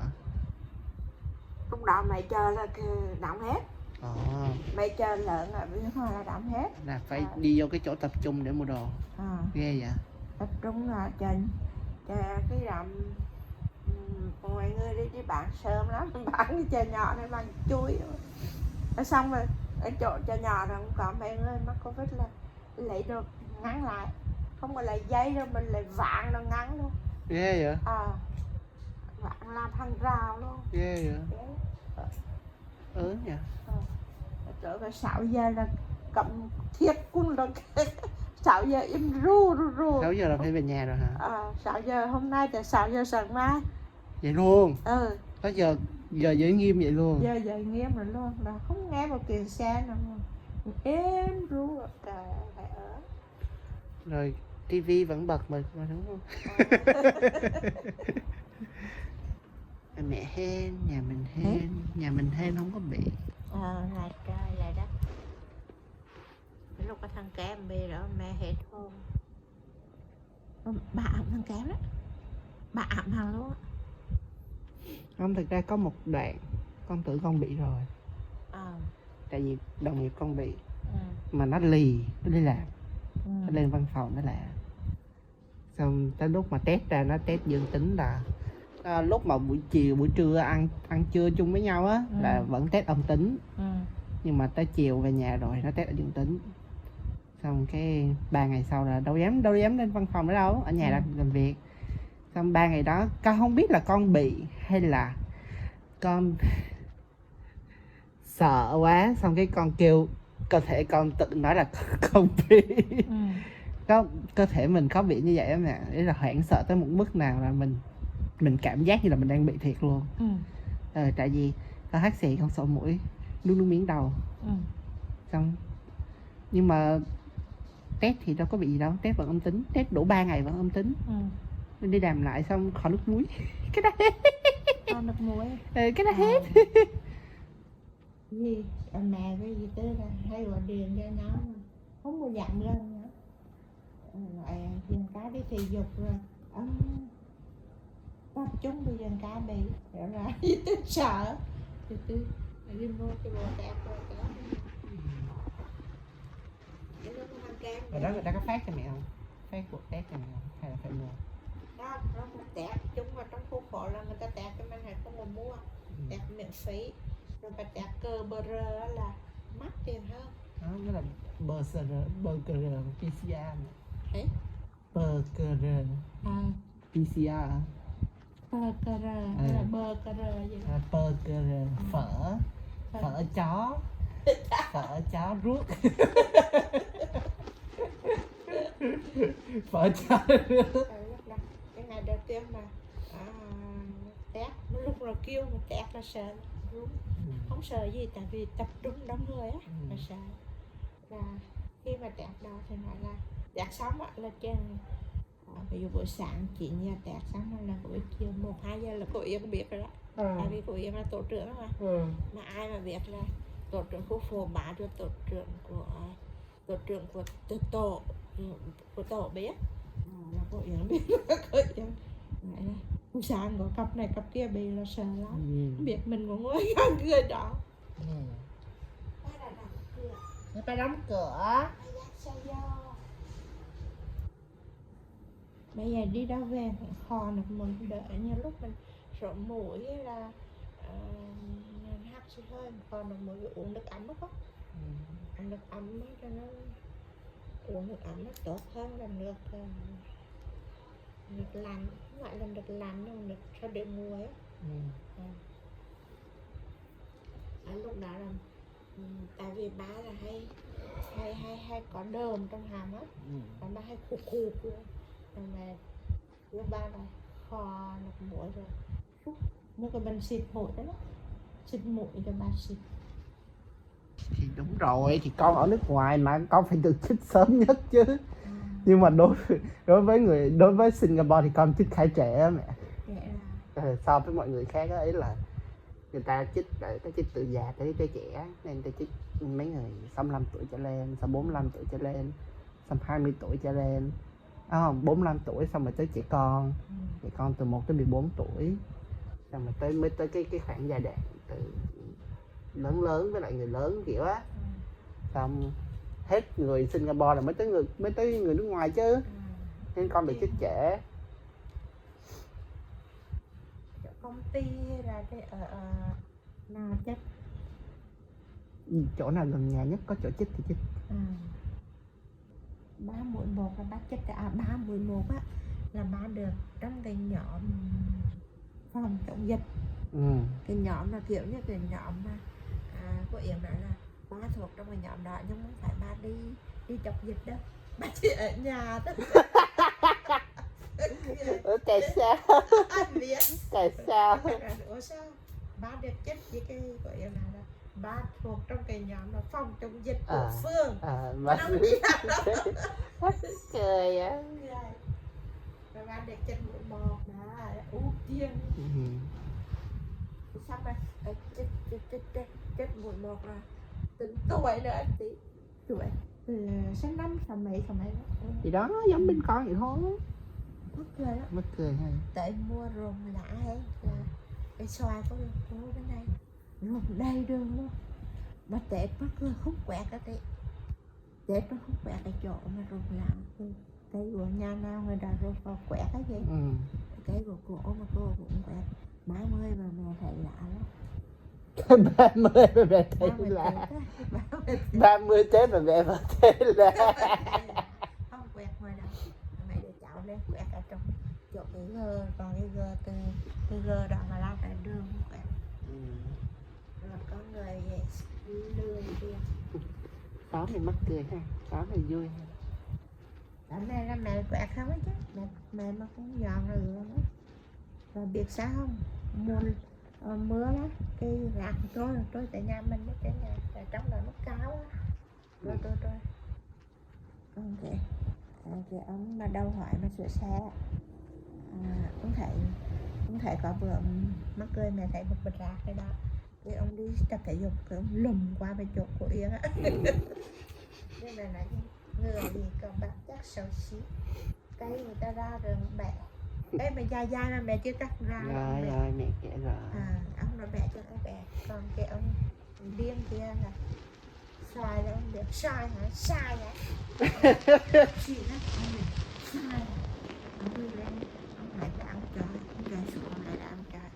Rồi xong ông biết cái cây có gai, ông biết gai hả gai, khi mẹ nói là chắc ông bị gai chết rồi cho nên ông nói gai. Rồi mình chặt hết cái cây này.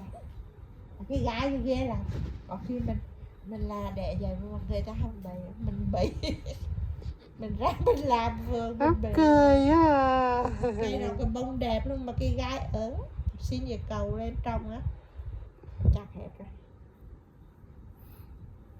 Mắc cười hả? Bây giờ rồi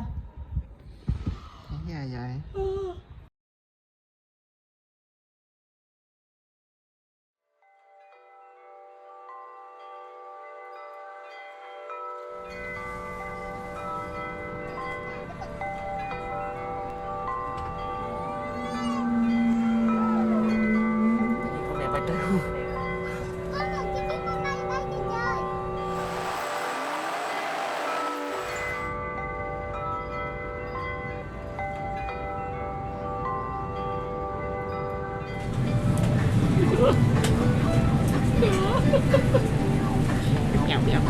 Dạo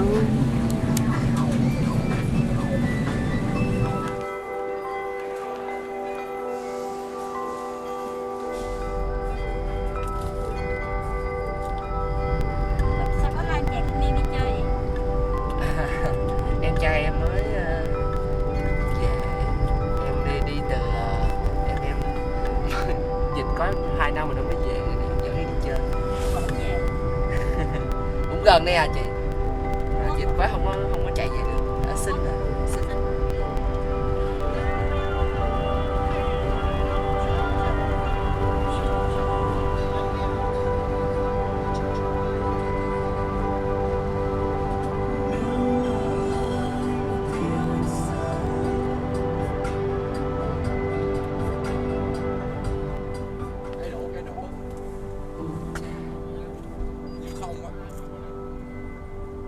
Có thì cứu thương nó đã chạy vòng vòng rồi.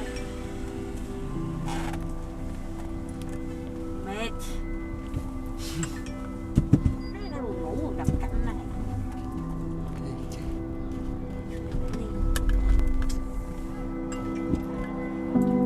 Cái nổ.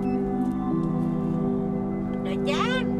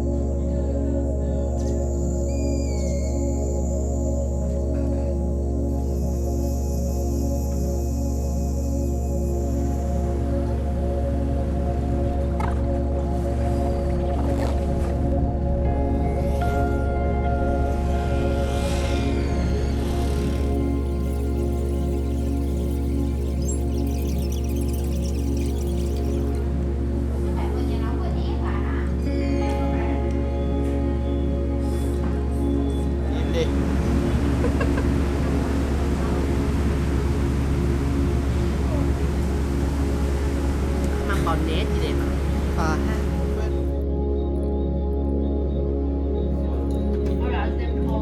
Bây giờ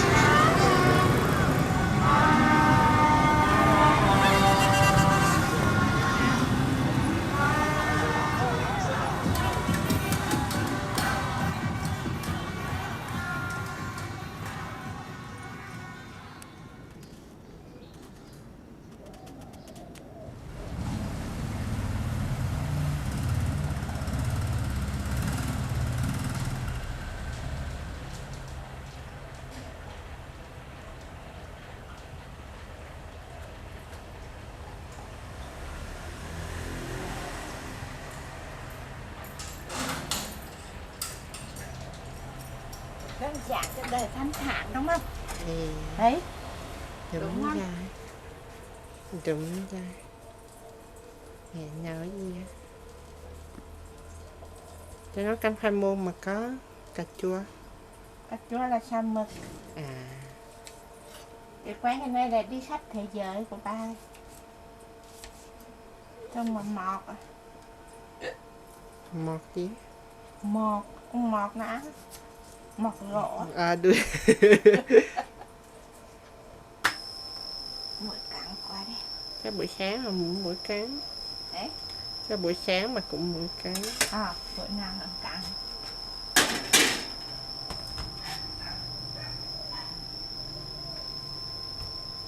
Cà chua sắc mũi cao này. Cái cao mà bữa ra là giống y vậy. À. Của hành sắc mũi cao. Không thấy, không thấy. Biết leo là phải bỏ ruột đây không là nó mềm, thấy không? Mềm gì? Tức là cái ruột xào á, nó mềm á. Cái ruột nó mềm sẵn rồi mình xào lên là nó mềm nhũn nữa. À. Là phải bỏ ruột đây. Cắt đầu cắt đuôi. Phải cha cha theo đắng. Chưa? Nấu canh phải gì nè? Hớt cái bò á. Sướng á. Nấu sướng là hớt bò. Cái nước không canh. Không hớt bọt thì có sao không? Nó đen nữa. Vậy hả? Nhưng mà tại cái này tìm mất xương thì nấu canh không? Không. Làm cực lắm. Cực lắm. Đơn giản. Rồi mua về mẹ phải làm gì? Rửa nước muối, trong sạch mùi băm chớ. À. Xong là nấu nước lên là cho hành hương á, hành đỏ. À. Như là một miếng gừng đập dập, hành đập ra, hoặc sắc cũng được. Xong là cho xương vô, cho vào cho vô cho hạt nó cho thơm.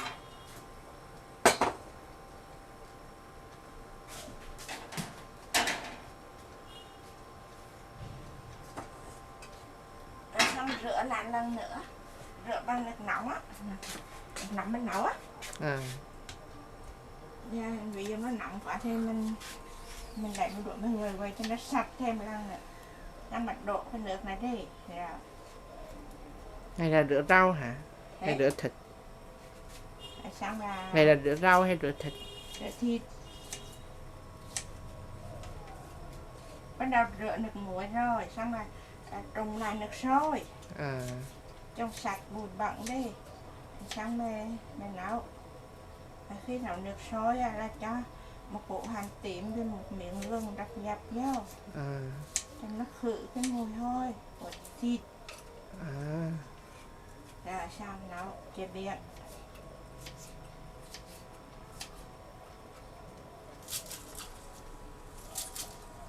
Này là gì? Rau cần, là cần tây. Được chưa? Để cho thơm hả? Cho nó thơm, nó đúng khẩu vị. Mực xào.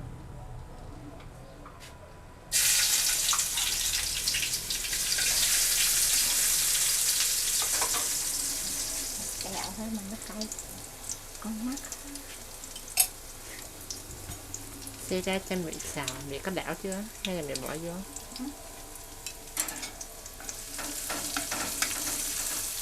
Bỏ ớt vô cái này, nhậu liền, sao nó chảy.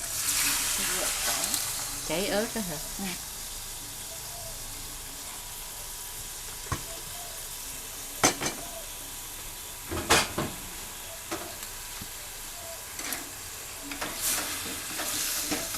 Hai trăm đây. 200 mấy lạng? 1 ký hả? 200 mà 1 ký hả? 1 ký mực 200 nghìn. Rồi mình ăn này. Chiều ba mẹ ăn luôn khỏi nấu lại. Không bao giờ bên đó mà 200 ngàn được 1 ký hết mẹ. 200 ngàn nhiêu tiền? Mấy trăm hả? 200 ngàn được 10 đô. 10 đô chắc được 5 lạng. Kiếm đậu rồi luôn. Cha mẹ đẹp. Nào con mua củ gừng á. Đồ lành á, rửa sạch rồi mà cất tủ lạnh. Lúc nào đau bụng á, mình cắt lạc mình nháo cho nó ẩm bụng nữa. Ủa em mua gừng là phải cắt vỏ trước hả?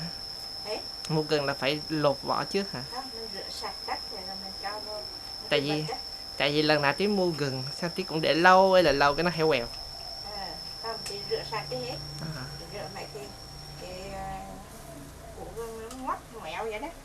Mình bẻ cái nhỏ nhỏ này ra mình rửa xong mà thì rửa sạch xong mà thì bỏng cái bịch nhỏ nhỏ ạ.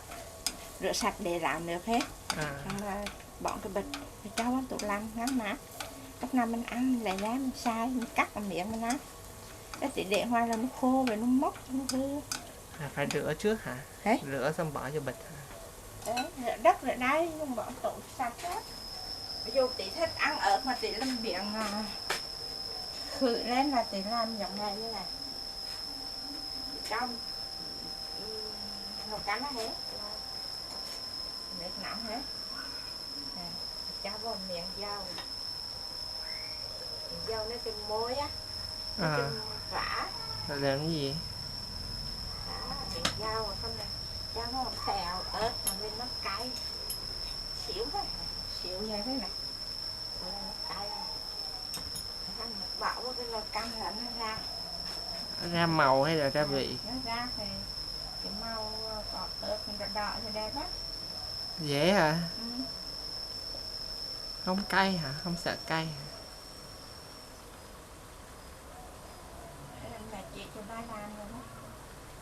Ví dụ mình nấu mà mình thích đẹp đó là mình cái kheo nó lên. Cho vô dầu cái nồi á. Nồi là thịt khô. Cho dầu vô xong rồi mình nằm rồi mình bắt nồi sườn rồi cho ớt vô. Đó, mình đang làm đẹp chứ còn mà nó đang nặng mà nó tí cho con rồi đang chạy ra thôi rồi cắt cũng là tại ở trên đẹp thế Cay. chạy chứ Cay.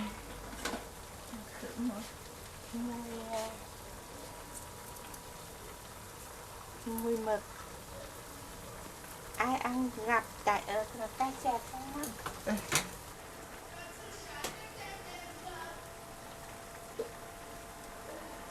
Cảm ơn nhà dâu phải rửa thứ nồi là vì biết sao nồi Nó mất cái vị chứ gì. Đúng không? mẹ rửa chén À. nó còn tẹo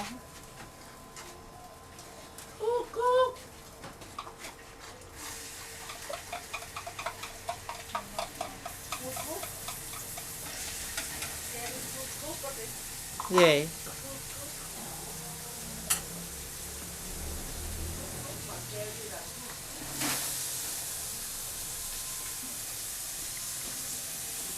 đọc cái chút được cho nó ra màu Để nó quay cảnh cho cút ăn không nè. Cho rồi mà. Cho một miếng đi cho nhiều cút rồi. chưa nhanh da đổ Xong Cúc tha hồ ăn luôn. thốt lại sạch mà cứ ăn cá Vừa lắm. Tội nghiệp Cúc. cứ có ăn cả tóc nữa Mẹ ơi, hay làm dơ chỗ nhà của mẹ rồi. cái gì Đổ hết đồ ăn của mèo ra ngoài. Đổ hết luôn á mẹ. rồi hết luôn Ừ. Nó rơi vô cống xong mèo tha hồ ăn đó, mẹ bắt đầu chuẩn bị ra ăn. ôi trời ơi đây cái chỗ trong bếp mà quẹt cái có bếp có cái chỗ cho nho dơ gì Gì mà đâu. có cái đồ hộp nè này lượm tương hộp Lượm từng hộp. Không, lấy tay Cúc xong lượm từng hộp. Tại Cúc hết nha mẹ. Tại Cúc mà hay làm đổ đồ ăn. Chọi đâu cho mượn chọi. Chọi đâu. củi của bác Sao mẹ không bóp nó ra nước? Mẹ không thích nước. Đó mẹ có bóp. Sao mẹ bóp một ít rồi mẹ để một ít cho nó màu. xe ra Nó rơi kìa. xe ra bạn chạy rơi nó rơi Nó ở trong cái kẹt đó. kẹt Đây nè. đây giờ cơm ăn cho nặng này cho nó phải bãi đó Đây nè. ô đâu bắt cánh đua chưa hay chạy coi hả hay măng nha Cái gì chạy? măng hay nha Nêm canh đó hả? nếm rồi nêm khác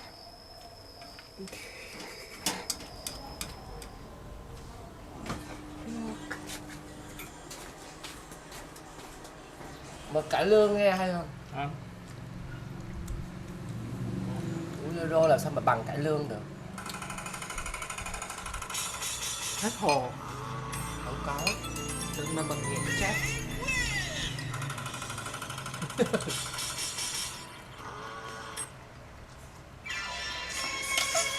Yeah!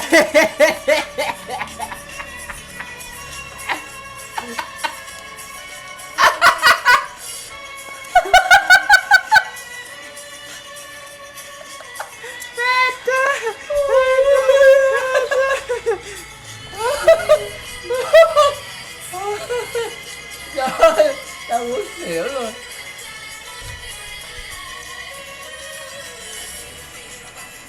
Vợ chồng này bây giờ vẫn còn nhé. luôn à Nhưng mà Nó đâu không phải còn vợ ai. chồng, nó là 4 người. 4 người. Không, 2 cặp vợ chồng mà. Đúng rồi, 2 cặp đôi á, nhưng mà chia tay rồi. Chia tay rồi. Thì chia tay rồi nhưng mà đúng hồi đó là cặp vợ chồng. Đúng rồi. Rồi xong mới ra album mới 2 cặp luôn á. mới ra album mới gần đây. Ừ, 2 cặp vợ chồng đấy chứ. Mới tái hợp á. Mà nhà không hay. Đây này, cái này là cái thằng này đâu có hát đâu. Đúng rồi. Không, đúng rồi là ba bà kia hát. Mà thằng ấy nó chỉ gì phụ họa ở những Nhưng mà là leader, là người nhóm trưởng. Mọi người hãy hát Bao nhiêu em? thế nó chỉ có những cái nước bè gì đấy. Không, đúng rồi, giống vậy đó. Bài ở kia thực ra lại là hát chính, không phải là bè. Bè hoặc chơi nhạc thôi. Còn là mấy con kia hát không à, mấy nữ hát không à. Không, ông có hát mà. Có, nhưng ít đấy. Đúng không? Hát kiểu như hát của Aqua thôi.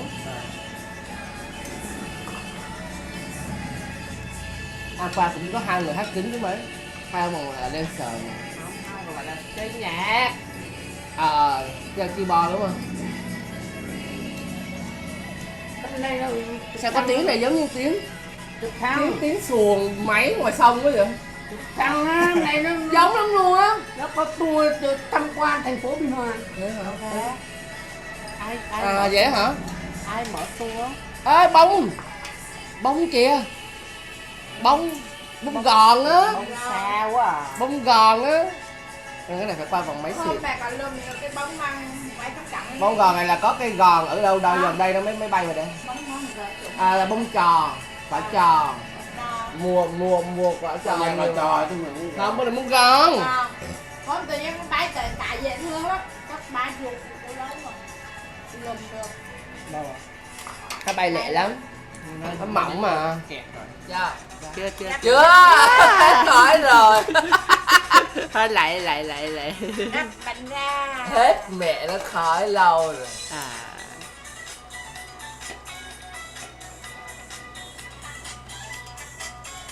Này nó người ta có chấm nước mắm rồi đúng không? Đúng không? Đấy. Ăn đuôi, bổn đuôi.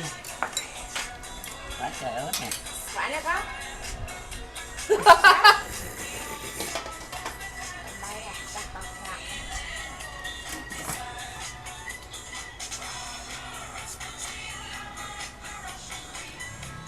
Em mở một cái nè. Em mở một cái.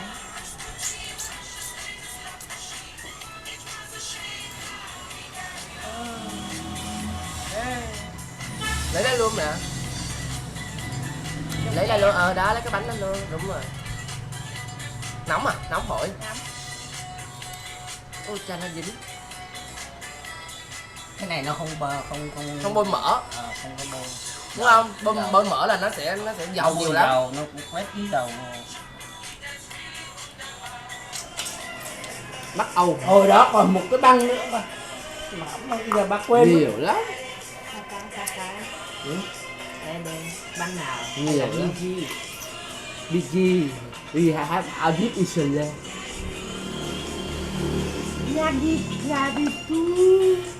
Gadi tu ya.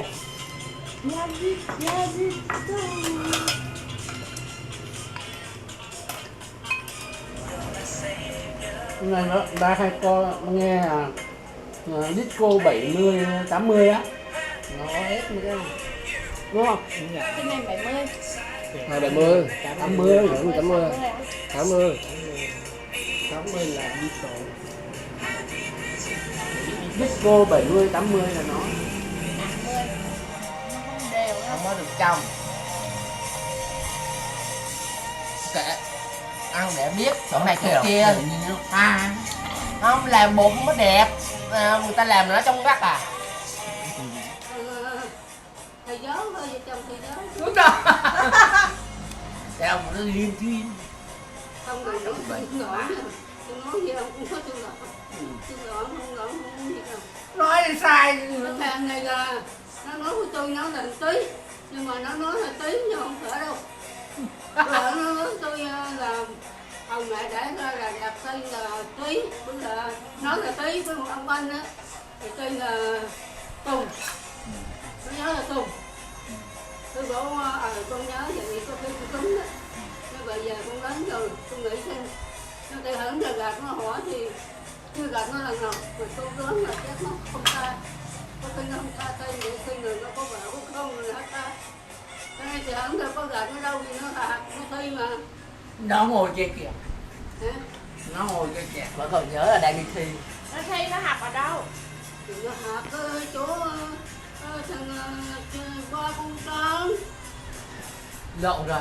Chứ không phải. Không phải lộn Tỷ rồi. nó thi học bên được ngoài á, được mối việc không? Được gì? Thì cái đó tôi đâu có trộn. Tôi hỏi nó là cấp 3 thôi chứ tôi không biết. Thôi.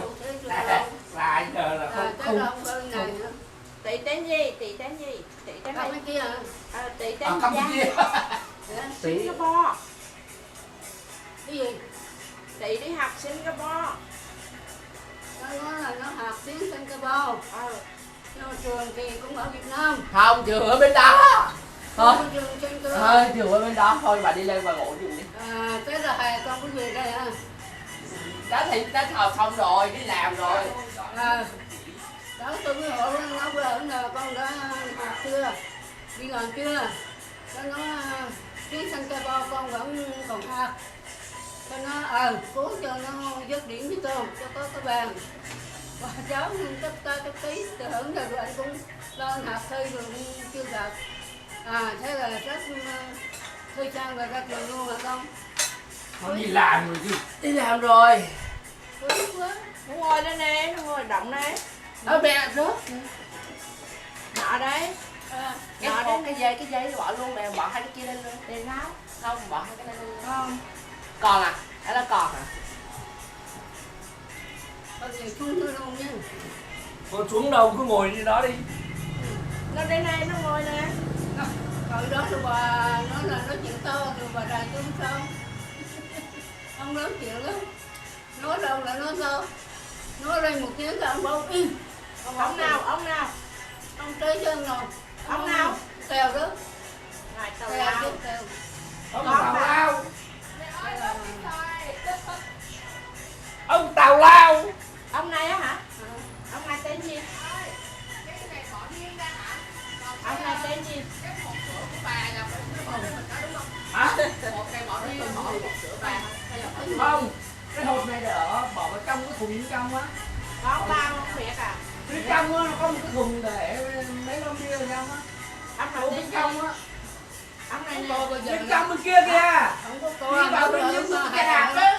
Nói là ông nhưng mà ông có đưa đâu. Ông có đưa đâu mà con không quan tâm. Sao chị em tôi là tôi kiếp. Nhưng không có. Ông nhớ kỹ cái tên cháu đâu. Biết tên gì nè? Bây giờ giúp rồi con. Biết tên gì? Không có tên. Không có tên đối với con, đối với cháu. Ở đối với bà. Bà không biết gì cho nên con không cho bà biết tên. Bà giờ là lẫn lắm rồi. Không đẳng tí nào. Không khi nào đẳng đó tôi nói là tôi gọi là con của bà đây. Bà lẫn như không chịu lẫn. Con mà không biết tên là gì nữa là thôi. Tôi dẫn mà sao tôi đi hạ được. Mà tôi thấy đạo được. Tôi cậu nói cho tôi. Bây giờ con hỏi là con là tên gì bà không biết, bà bảo không biết. Con nè, tên gì? Tên gì? Không phải bà Lẫn à? Tôi ngờ, tôi đặt tên cho nó. Tôi đặt tên mà bây giờ không biết tên là không nhớ tên gì thì phải là Lẫn đâu. Mà tôi biết tôi vào á. Mà nói là từng xuyến. Tại vì là Thế một cứ cái là tao không Lẫn. chưa có anh đó mà. Có anh đó rồi. Xuyến là đó cái dạng của mấy cái thứ đó. Nó là ông Tí. Bà hai nuôi. Con tên gì? Cho nên mẹ con bà cháu nó vậy. Con tên gì? Này hả? Con hả? Con là tên gì hả? Thì con hỏi con chứ bà con nhớ. Bỏ tay. Tên bà không nhớ. Bà tên gì? Tên ấy. Tên là ấy. Tên là S hả? Con S hả? Đây là ấy chưa không biết ấy gì. Tên là S. Nhiều thứ đó.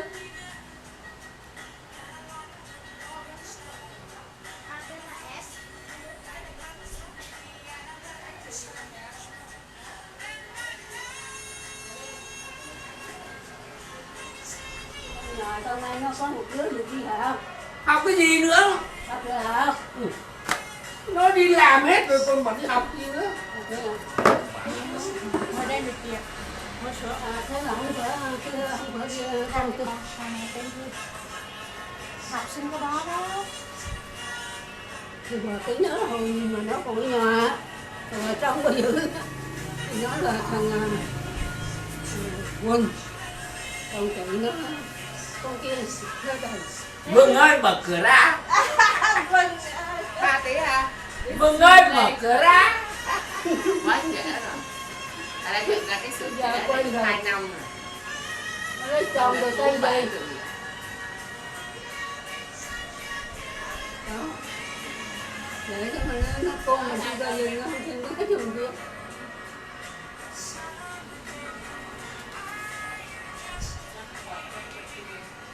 Thế sao cái chồng hỏi câu cái trường rồi chồng lấy chồng gì đâu quá nào làm gì con làm mấy quá có nghề trường với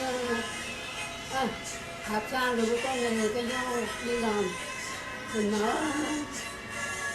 làm gì vậy thế cái học của mình phát huy được khả năng mình học nó không có lãng phí nhiều đứa sao đâu quá cái sự lãng phí.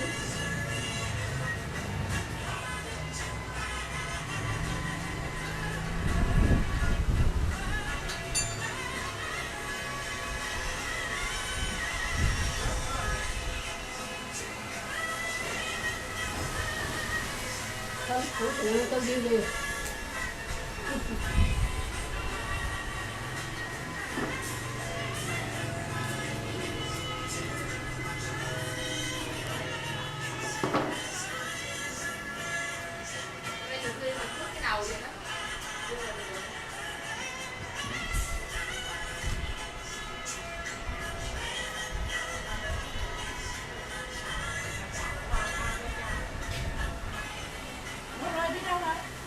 Vô rồi.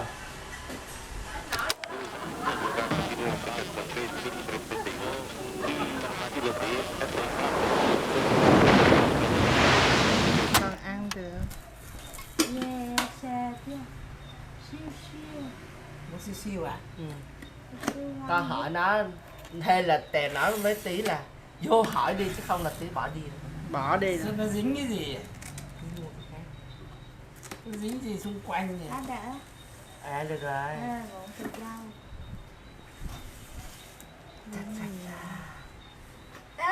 Ủa, đúng rồi, 19 tháng 5 đến 4 tháng 6. Yeah. Yeah. Yeah. Cái gì? Cái sọt rác không sọt rác. Con rác làm gì?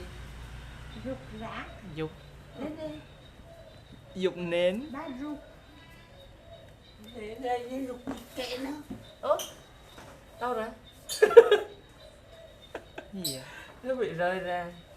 Ủa nó đâu rồi? Mẹ Giang ra thổi phụ. Hai người cùng thổi. Thôi. Thì mẹ Được, thổi tính chứ. lên ra rồi. Không thổi chứ, phải thổi chứ. Mẹ khỏe thế con. Con có đỏ không?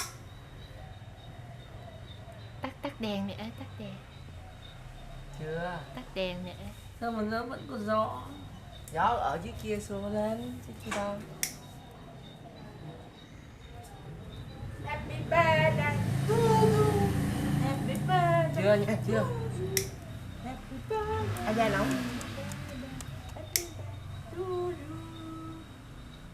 Mừng ngày sinh nhật của ba bố. Yeah đây. Mừng Yeah. ngày sinh nhật Của mẹ nó. Là. Em bị hát thấy chưa? Chưa, hay là 2, 3. Happy birthday to you. Happy birthday to you. Happy birthday to you. Rồi ướt rồi mới thổi. ướt rồi mới thổi. Rồi đợi mẹ ướt xong đã. Rồi. Bà ướt xong chưa? Rồi thổi. Mẹ pha thổi luôn. 3, 2, 1 thổi. Bật đèn lên. Đèn lên. Mẹ bật đèn lên. Dạ, Bật đèn đi để chụp cái hình cái bánh nè. Để lấy cái nến. Gái ba hả? Gái. Mẹ nấu hả? Con nấu. Mai nấu. Vâng bác. Người nó trai. Tự nhiên cái không thấy cái điện thoại. Chắc để cách nhà Em món mới to thì không, mẹ nói vậy là bình thường rồi hên quá. Để tính mua lẩu bò đó mẹ. Để tính mua lẩu bò á. Lẩu bò giáo toàn á, mà đông ơi là đông luôn. Đây là gì vậy? Sườn gì vậy? sườn ram. Rang Rồi. mặn, Chỉ ăn. mực xào, mực một nắng. Chị Mời Thủy mẹ cho ăn cơm, mời ba ăn cơm. hôm Tết. Bật qua. Gì vậy? Xoài hả? Xoài to hả? Mưa ở đâu? Nó đang tới đó.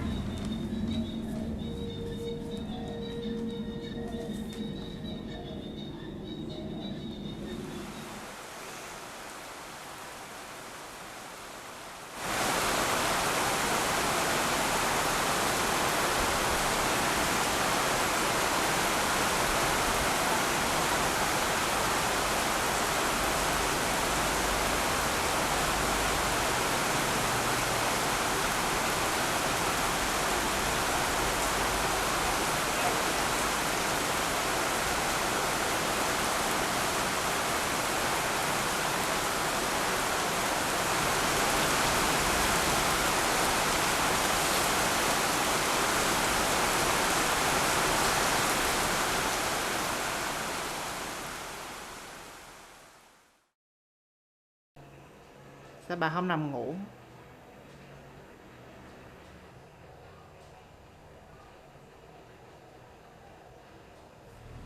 Mẹ chưa cho ba nội ăn.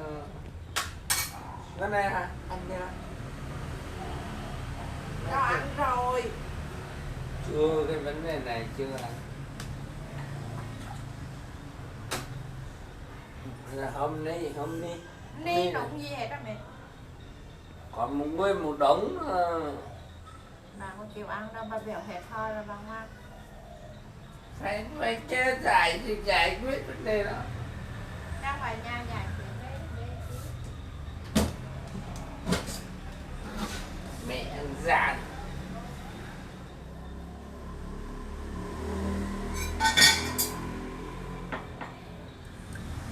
Còn cái muỗng nữa.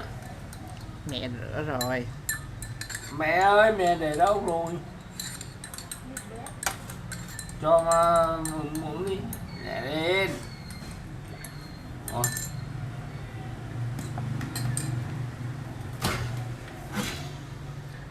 Mẹ ăn ra.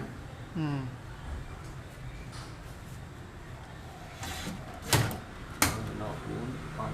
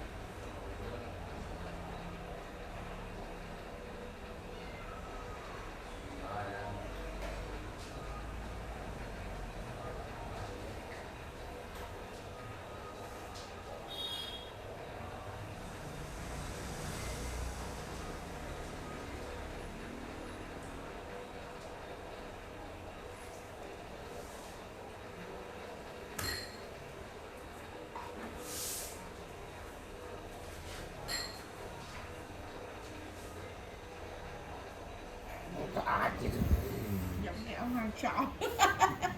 Giống ông sọ vậy đó.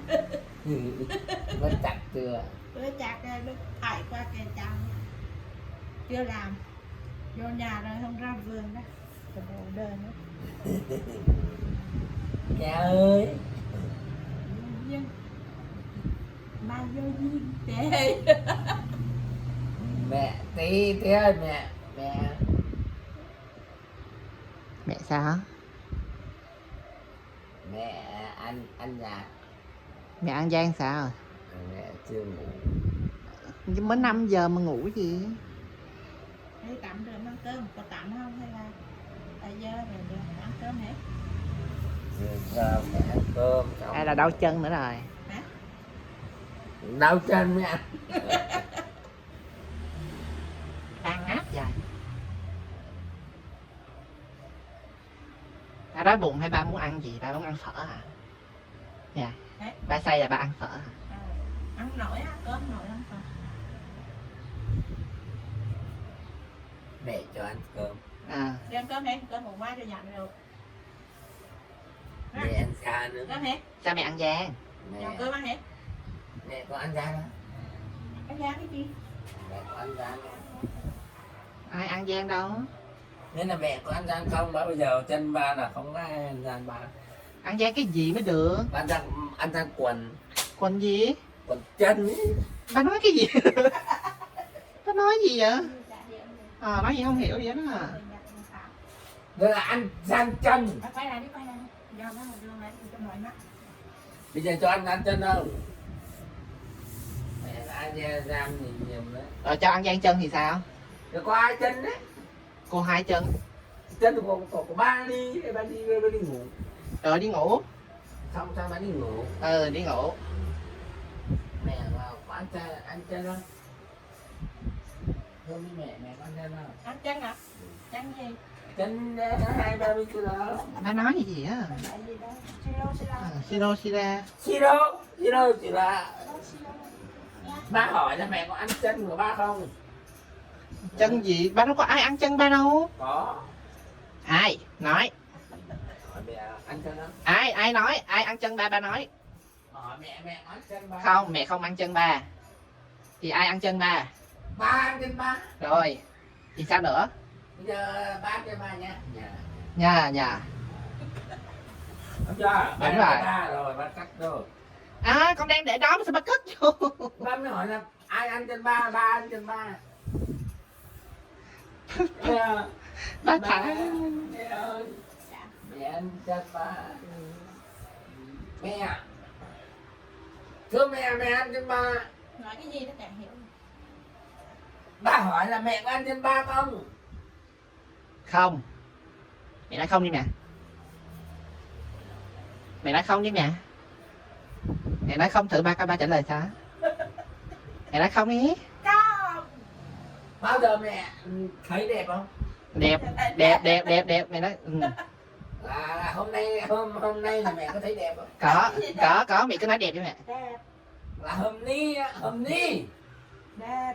Thấy có đẹp không? Đẹp. Hả? Đó đẹp, mẹ nói đẹp rồi.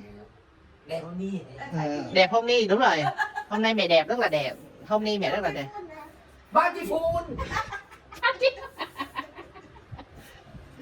Ông chơi mẹ. Ông cha đi ngủ. Đi ngủ. Đúng rồi, đi ngủ. Không phải ngủ đó, đứng dậy. Đây bé. Không, để nộp lại đi đây. Kéo lên rồi. Bây giờ làm người. Nhà rau.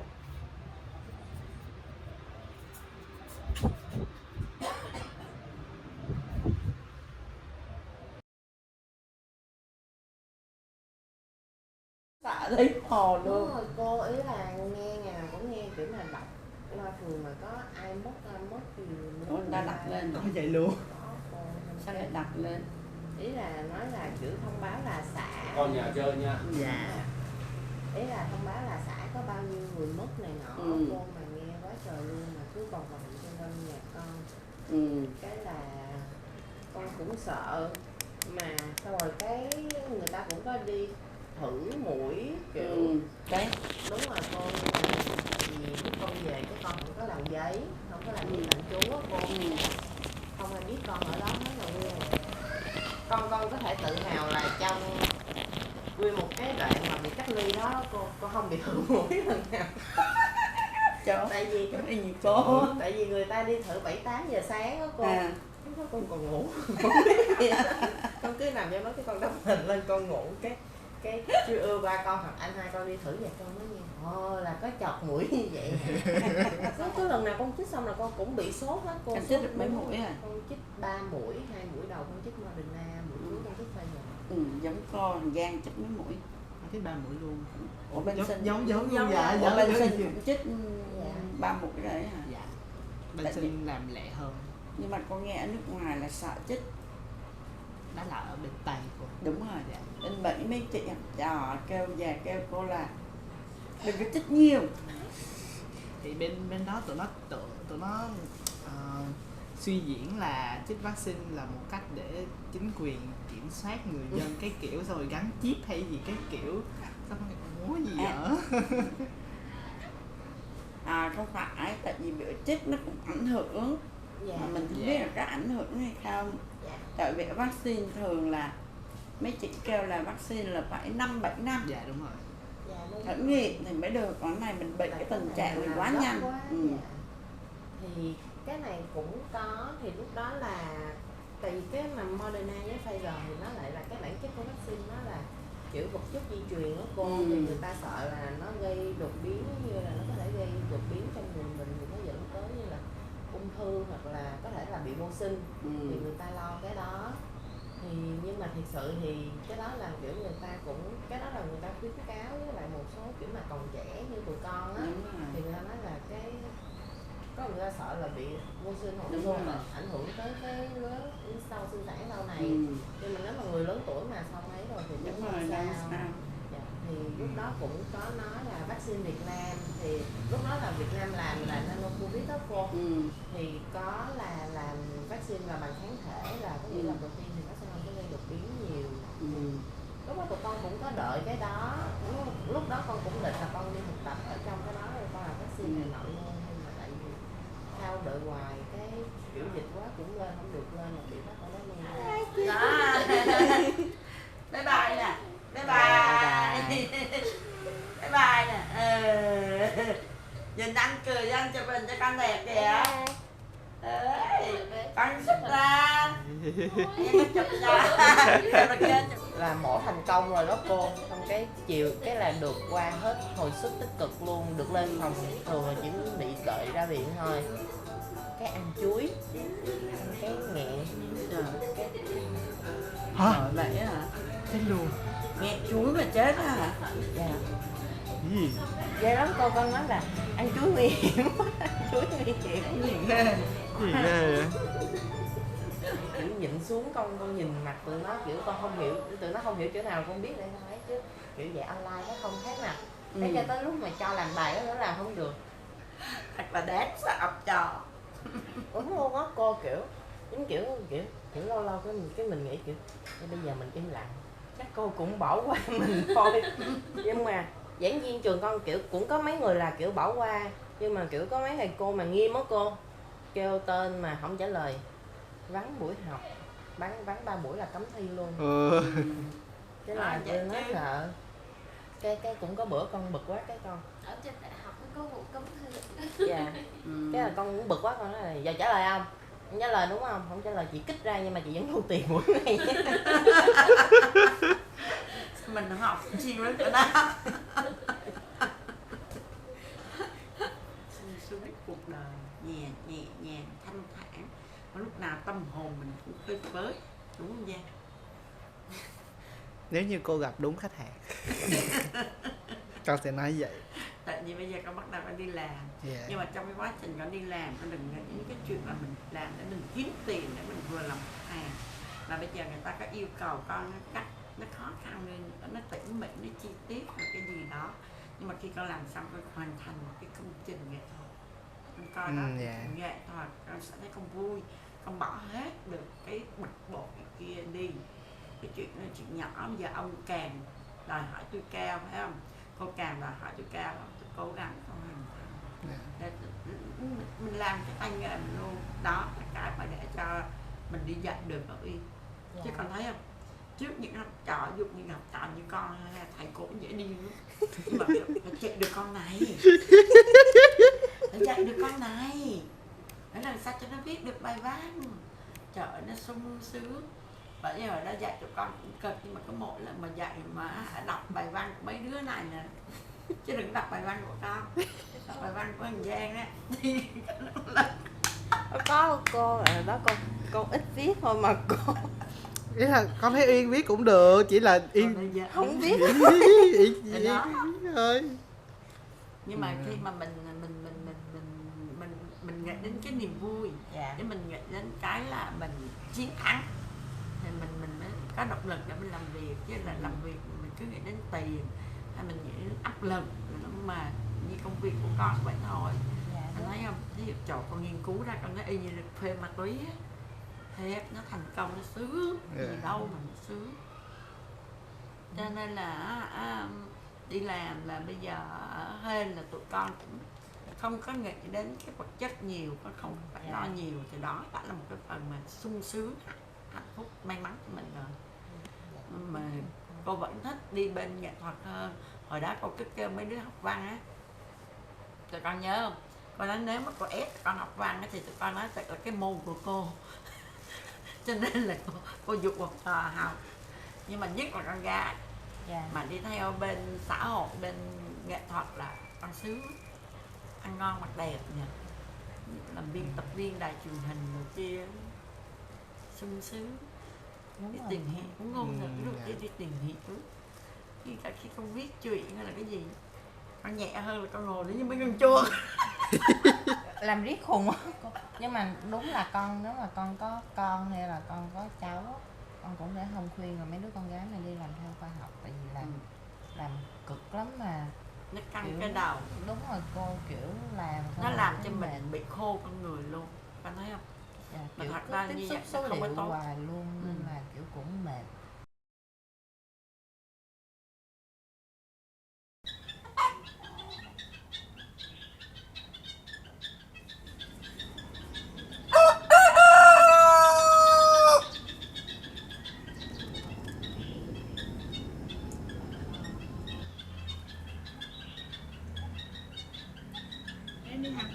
Em đi học là gì? Thường nó đi học tên gì à? Cũng quỳnh. Thì Trần Thảo.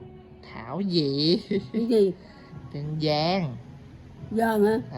À. Cái gì Giang? Đó. Cái gì Giang? Nguyễn. Nguyễn gì? Nguyễn Minh Trường Giang. Nhớ không? Nhớ không? Nguyễn Minh Trường Giang. Nhớ không? Rồi tên con là gì? Tên con là gì? Thì tên con là Nguyễn Minh Trường Giang đó. Rồi. Nhớ nha. Nhớ nha.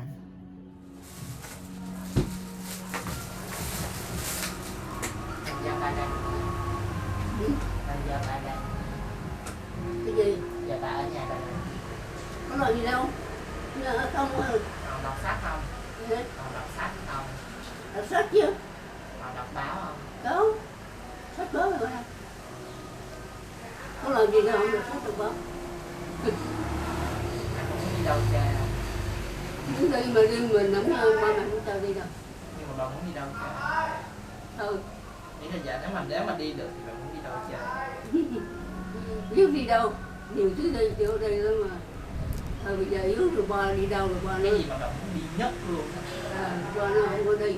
Không, cái gì mà bà muốn đi nhất luôn á? Cũng đi nhất đi.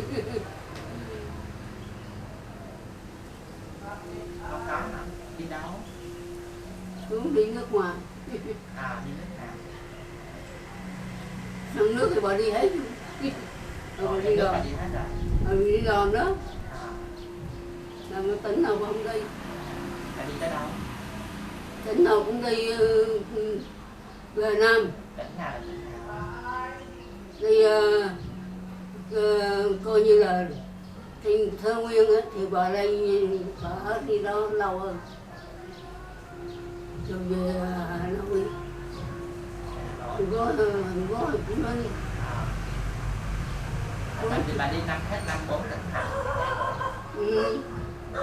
Thì năm 4 mà đã đi làm rồi. Là bà muốn đi nước ngoài chỗ nào? Đi nước nào?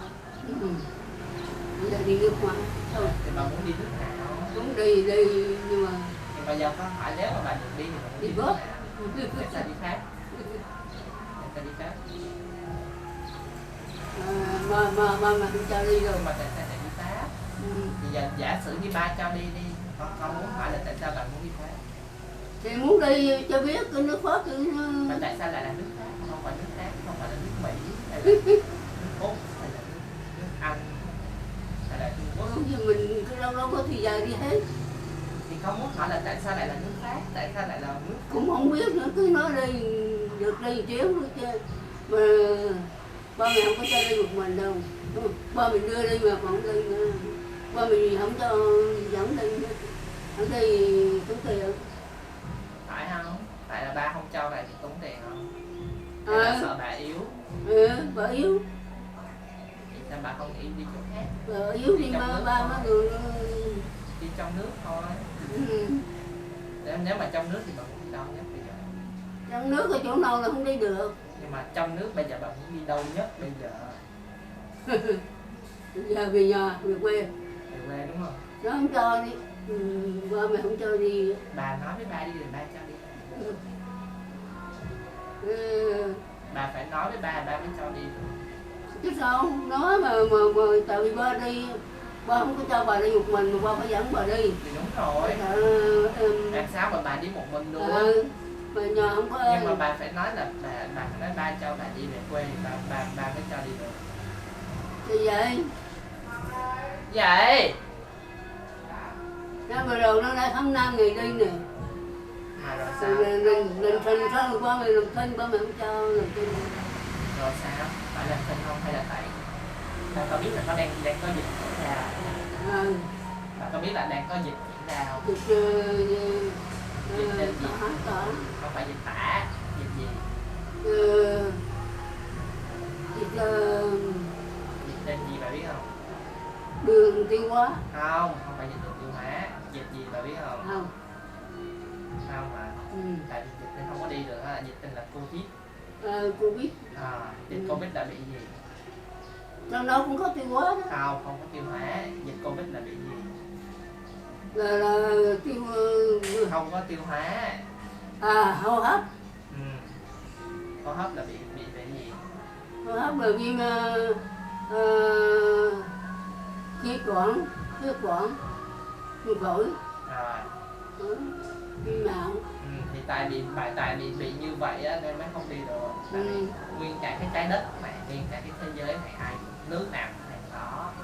Nó lây nhanh lắm nên không đi được. Nó lây nhanh. Bây giờ bà biết là giờ bà biết là bây giờ đang còn không? Hay là còn đúng không? Mà nó chết thằng gọt thôi.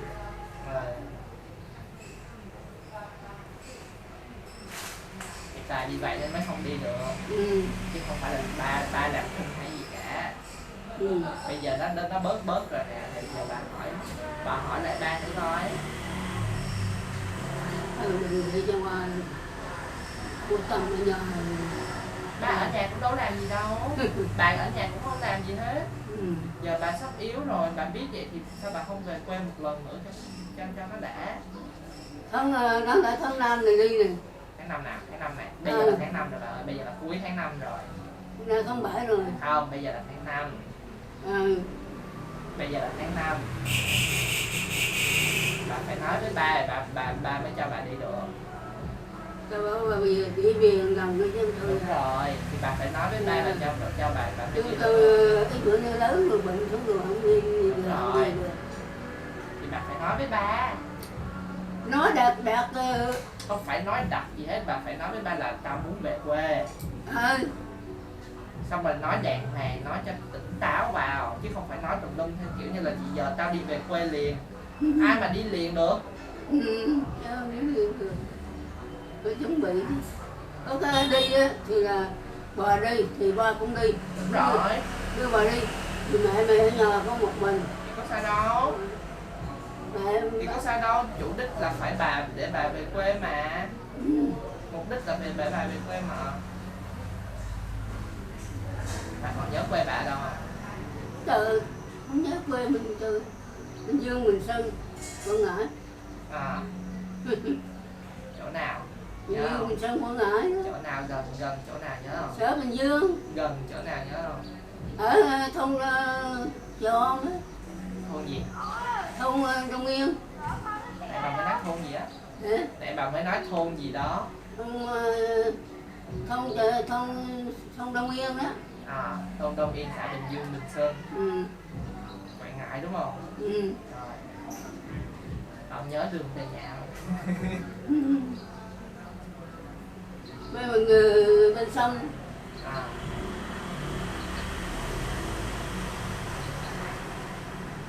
Nhớ với bọn về. Một cốc. Bây giờ ăn rồi, đã uống một cốc.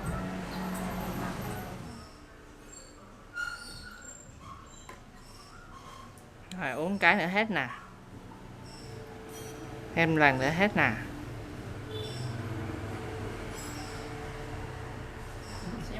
Xíu nữa thôi. Xíu nữa là hết rồi. Rồi.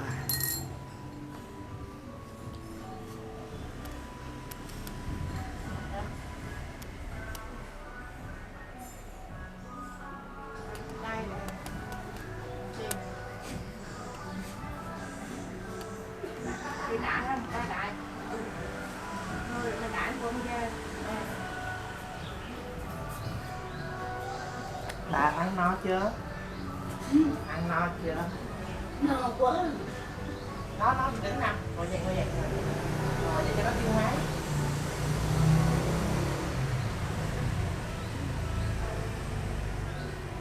Ngồi cho nó tiêu hết.